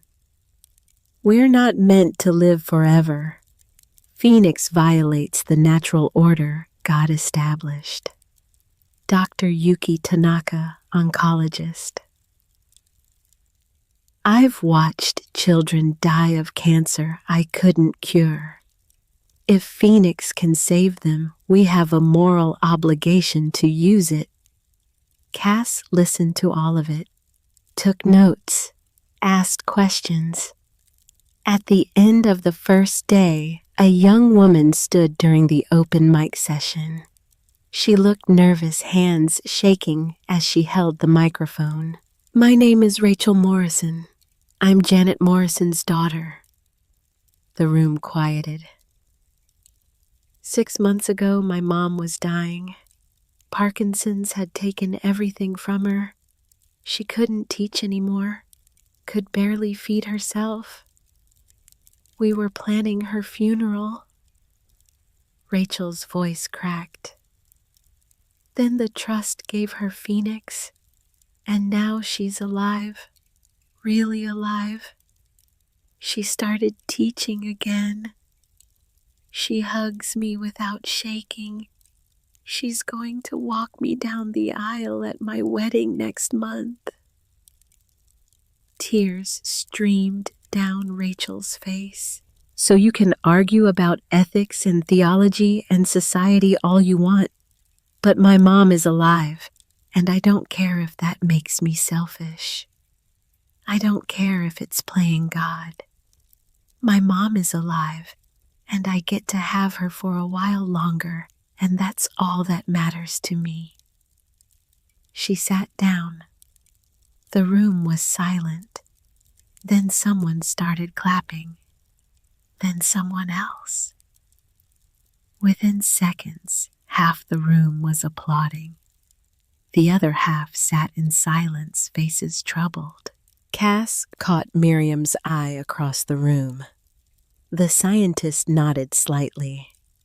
They were doing the right thing, messily, imperfectly, but right. That night, Cass approved the Trust's expansion plan.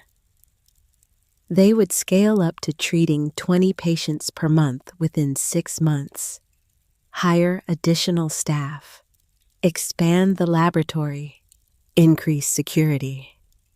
It was a risk, but it was time. The months blurred together in a haze of growth and challenges. The Trust hired carefully. Each new employee vetted extensively. Background checks, psychological evaluations, sworn to confidentiality agreements that would ruin them if violated. The laboratory expanded into the farmhouse's basement, taking over spaces Cass barely remembered. Miriam ran it with the efficiency of a general commanding an army. Colonel Pierce's security team grew from 2 people to 12. They were invisible until needed, but Cass knew they were always there, always watching.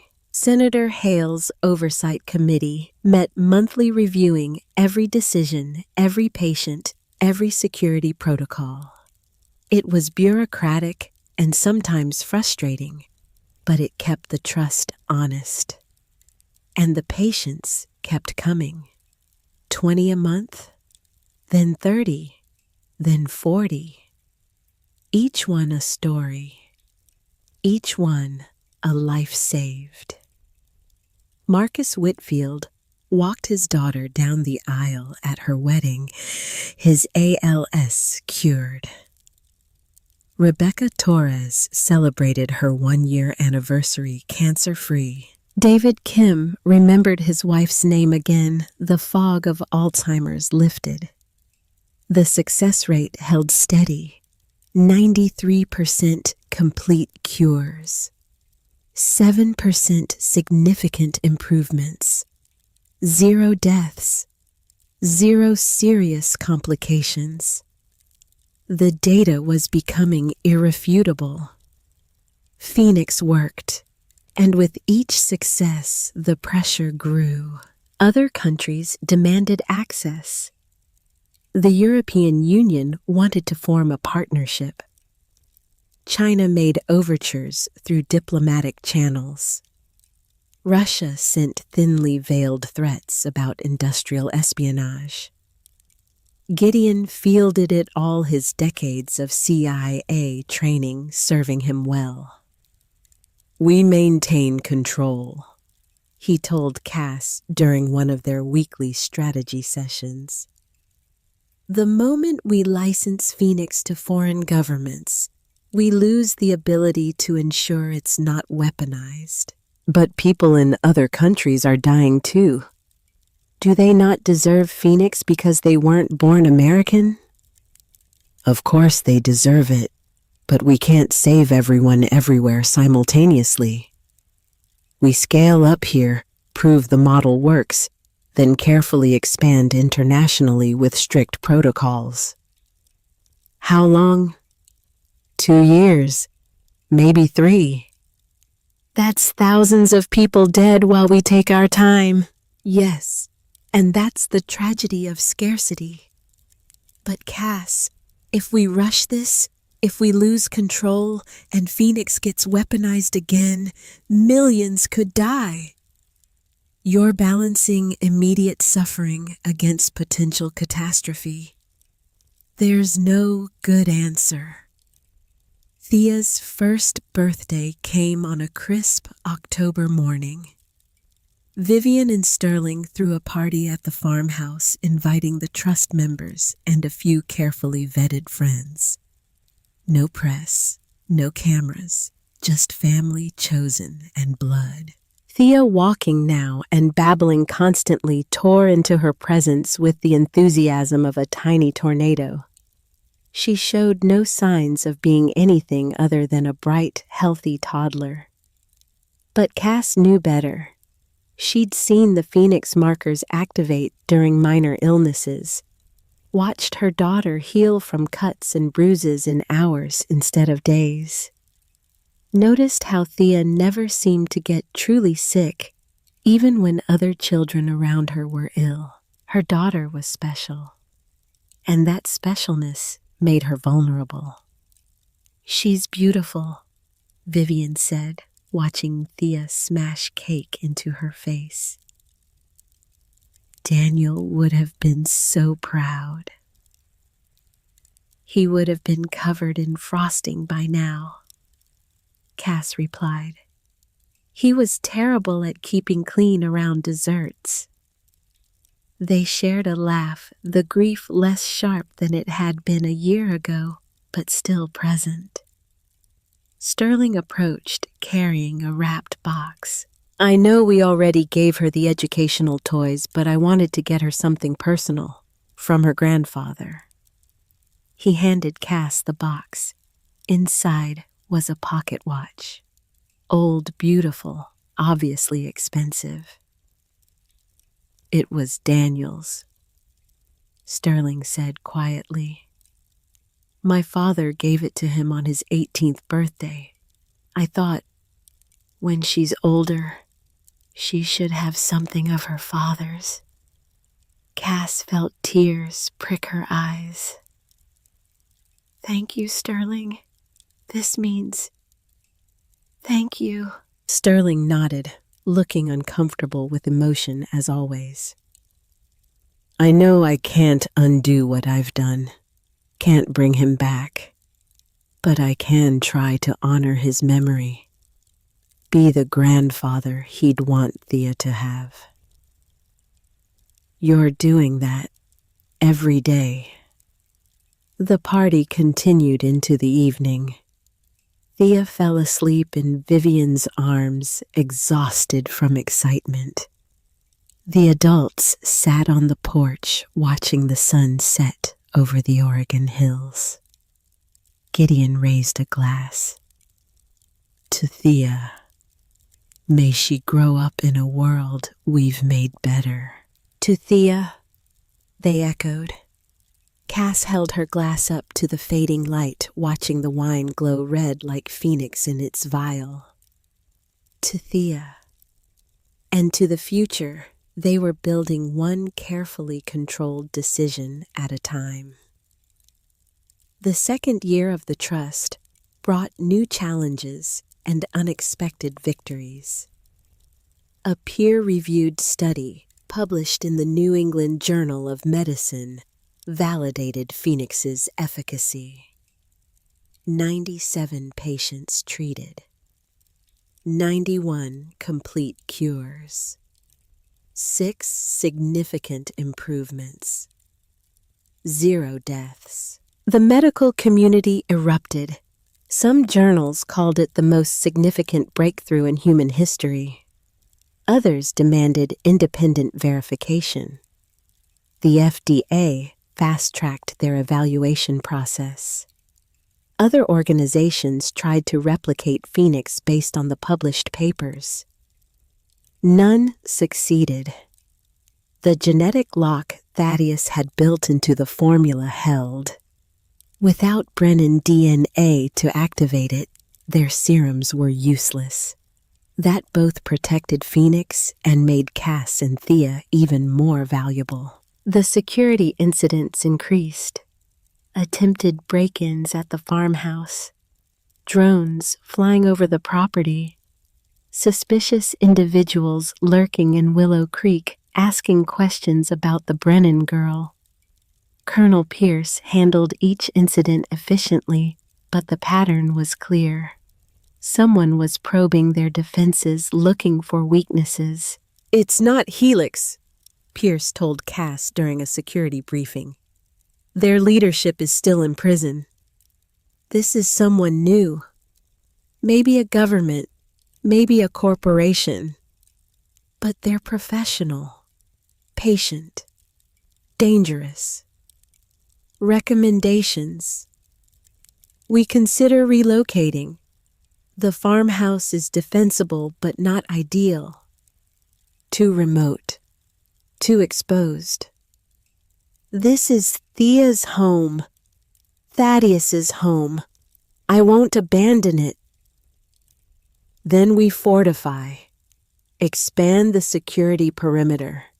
Install better surveillance. Hire more personnel.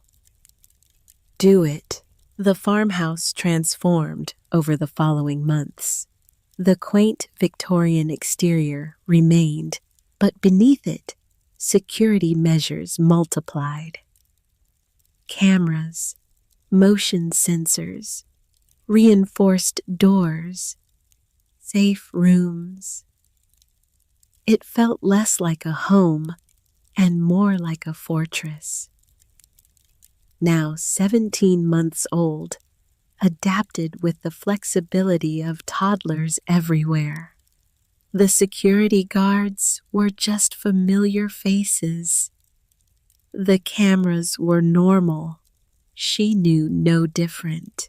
But Cass mourned the loss of simplicity. The dream of raising her daughter in the peaceful farmhouse where she'd spent childhood summers was fading, replaced by the reality of protecting a child who carried the future in her genes. On a rainy Tuesday in March, everything changed. Cass was in her office reviewing patient applications when Gideon burst in without knocking. "Turn on the news, any channel." She grabbed the remote. CNN flickered to life. A press conference. A podium. The WHO logo visible behind the speakers. Dr. Elena Vasquez, Director General of the World Health Organization, stood at the microphone. Earlier today, the WHO received credible intelligence regarding a pandemic-level threat. A weaponized version of Phoenix serum has been developed by an unknown organization. Initial reports suggest it causes rapid cellular degradation, accelerated aging, death within hours. Cass felt the room tilt. "We are issuing a global health emergency. All nations are urged to implement biosecurity protocols. The WHO is working with international law enforcement to identify and neutralize this threat." The press erupted with questions. Dr. Vasquez raised her hands. "We have limited information at this time, But we want to be clear, this is not the Phoenix technology developed by the Brennan Trust. This is a weaponized variant, a perversion of a medical treatment. Does the trust know who developed it? We are coordinating with the trust and urge anyone with information to come forward. Cass muted the television. Someone actually did it. Someone weaponized Phoenix. The question is, who? Gideon said. And how did they overcome the genetic lock? Miriam appeared in the doorway, tablet in hand. I've been going through the patient records. Every single person we've treated is accounted for, except one. Who? Janet Morrison. She's not responding to calls. Her daughter filed a missing persons report yesterday. Cass's blood ran cold. You think someone took her? I think someone with Phoenix-positive blood could be used to synthesize a weaponized variant. Janet's been exposed to Phoenix for 18 months. Her blood contains active markers. We need to find her. FBI is already on it. But Cass, Miriam hesitated. If they have her, they might have enough to create a significant stockpile. The implications hung in the air. Weaponized Phoenix. A biological weapon that could age people to death in hours. In the wrong hands, it could kill millions. Cass stood pacing. We need to figure out who took her and why. And we need to develop a countermeasure. Fast. Countermeasure? Miriam blinked. We've never researched defensive applications. Then we start now. If weaponized Phoenix exists, we need a way to reverse its effects. An antidote. That could take months, years. Then we'd better get started. The next 72 hours were a blur. The trust mobilized fully. Miriam assembled a research team working around the clock. Colonel Pierce coordinated with the FBI and international agencies. Senator Hale convened emergency congressional hearings. And Cass did interviews, press conferences, statements, all trying to reassure a terrified world that the Phoenix they knew wasn't the Phoenix that could kill them. The backlash was immediate and fierce. This is what happens when you play God. The trust should be shut down immediately. Brennan created this monster, and now it's loose. Cass weathered it, focusing on the work. The recriminations could wait. On the fourth day, the FBI found Janet Morrison. She was alive, weak, dehydrated, but alive. They took blood, she told investigators from her hospital bed.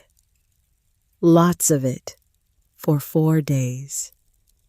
I don't know who they were. They wore masks, spoke a language I didn't recognize. Can you remember anything else? They kept saying a name over and over. Meridian. Or maybe it was a place I don't know.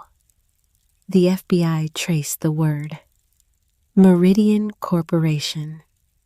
A biotech firm based in Singapore with known ties to Chinese military research. The pieces fell into place. China had been demanding Phoenix access for 2 years. When diplomatic channels failed, they'd taken a more direct approach. Kidnap a Phoenix-positive patient, extract what they needed, synthesize a weaponized variant. It was an act of bioespionage with potentially catastrophic consequences. The international crisis escalated rapidly. The UN Security Council held emergency sessions. The U.S. demanded China shut down Meridian immediately. China denied involvement, calling the accusations baseless. And somewhere, someone had weaponized Phoenix with unknown quantities in unknown hands. Cass sat in the laboratory at 2 a.m. exhausted but unable to sleep. Miriam worked at the bench beside her, running yet another simulation. "I think I have something," Miriam said quietly. Cass's head snapped up. "An antidote?" "A theory. The weaponized variant works by reversing Phoenix's regenerative frequency. It accelerates cellular breakdown instead of repair. If we could reverse it, restore the original healing frequency, we could cure people exposed to the weapon. Maybe, but testing it would require someone who's been exposed to weaponized Phoenix, and the only people exposed so far are dead." Cass stared at the vial of Phoenix on the bench. "We have to try. If Meridian or whoever has this weapon decides to use it, we need to be ready." Cass testing an untested antidote on human subjects without proper trials is exactly what Thaddeus did when he saved Connie, when he saved me. Sometimes you don't have time for trials. Sometimes you have to take the leap. Miriam met her eyes. "You're talking about human experimentation." "I'm talking about being prepared to save lives if the worst happens. And if our antidote kills someone, then we live with that. But we have to try." They worked through the night, refining the theory, running simulations, preparing a protocol. By morning, they had a preliminary antidote, untested, theoretical, but possible. The crisis broke 2 weeks later. Reports came out of a small village in Myanmar. 37 people dead within hours. Symptoms consistent with rapid aging. DNA tests confirmed exposure to weaponized Phoenix. The world watched in horror as photos circulated. Bodies of young people aged to skeletal husks.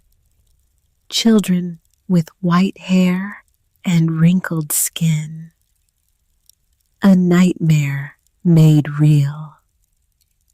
Meridian Corporation's facilities in Singapore were raided by international forces. They found evidence of weapons development, of human testing, of plans to sell weaponized Phoenix to the highest bidder. But the principals had fled. The stockpiles were gone, and somewhere someone had enough weaponized Phoenix to kill thousands.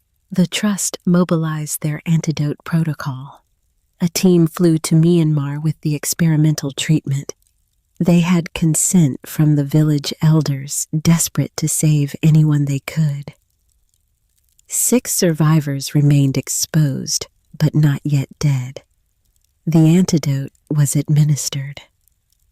Cass watched via video feed as Miriam worked in full biosafety gear, injecting each survivor with the re-engineered Phoenix. For long minutes, nothing happened. Then slowly, the reversal began. Wrinkled skin smoothed, white hair darkened, breathing steadied. 3 of the 6 survived. The other 3 had been exposed too long. The damage was irreversible. It wasn't perfect, but it was something. Cass addressed the world via emergency broadcast that night. "The Trust has developed an antidote to weaponized Phoenix. We are sharing the formula freely with the WHO and all member nations. We will not profit from this. We will not restrict access. Because this is what Phoenix should be, medicine, not a weapon. She paused, looking directly into the camera. To whoever weaponized Phoenix, you've proven my grandfather was right to fear what this technology could become. But you've also proven why it can't be hidden, why it must be developed openly with oversight with ethics. Because hiding it just makes it more valuable to people like you. We will find you. We will stop you. And we will make sure Phoenix is used to save lives, not end them. The broadcast ended. Cass sat back exhausted. Gideon was beside her. That was good. Strong. It was necessary. Cass looked at him. We're at war now, aren't we? Not a conventional war, but a war nonetheless. The trust versus everyone who wants to exploit Phoenix. Yes, but you're not alone in it.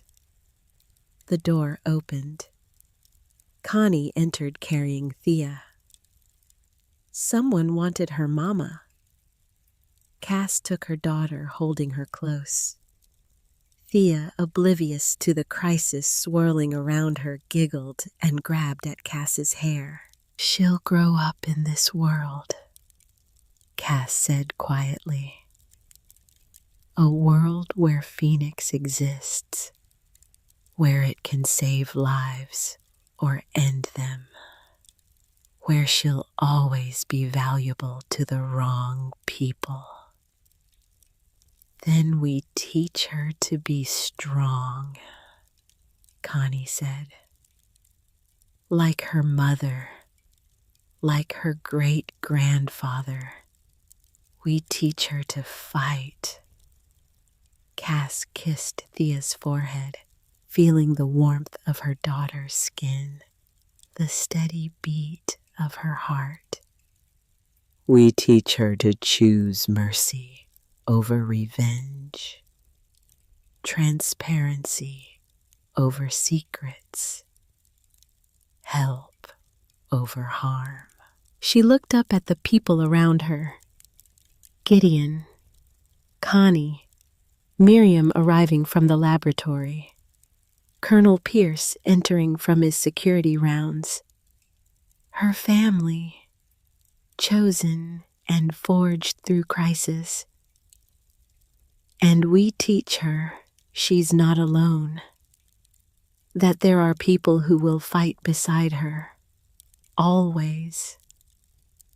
Thea reached up, placing a tiny hand on Cass's cheek.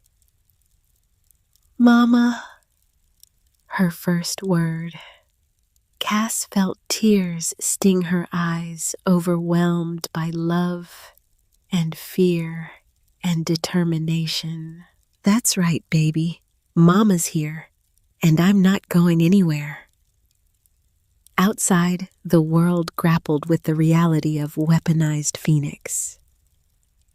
Inside the farmhouse, surrounded by people she trusted, Cass made a silent promise to her daughter. Whatever came next, whatever threats emerged, whatever battles they had to fight, Thea would grow up knowing she was loved.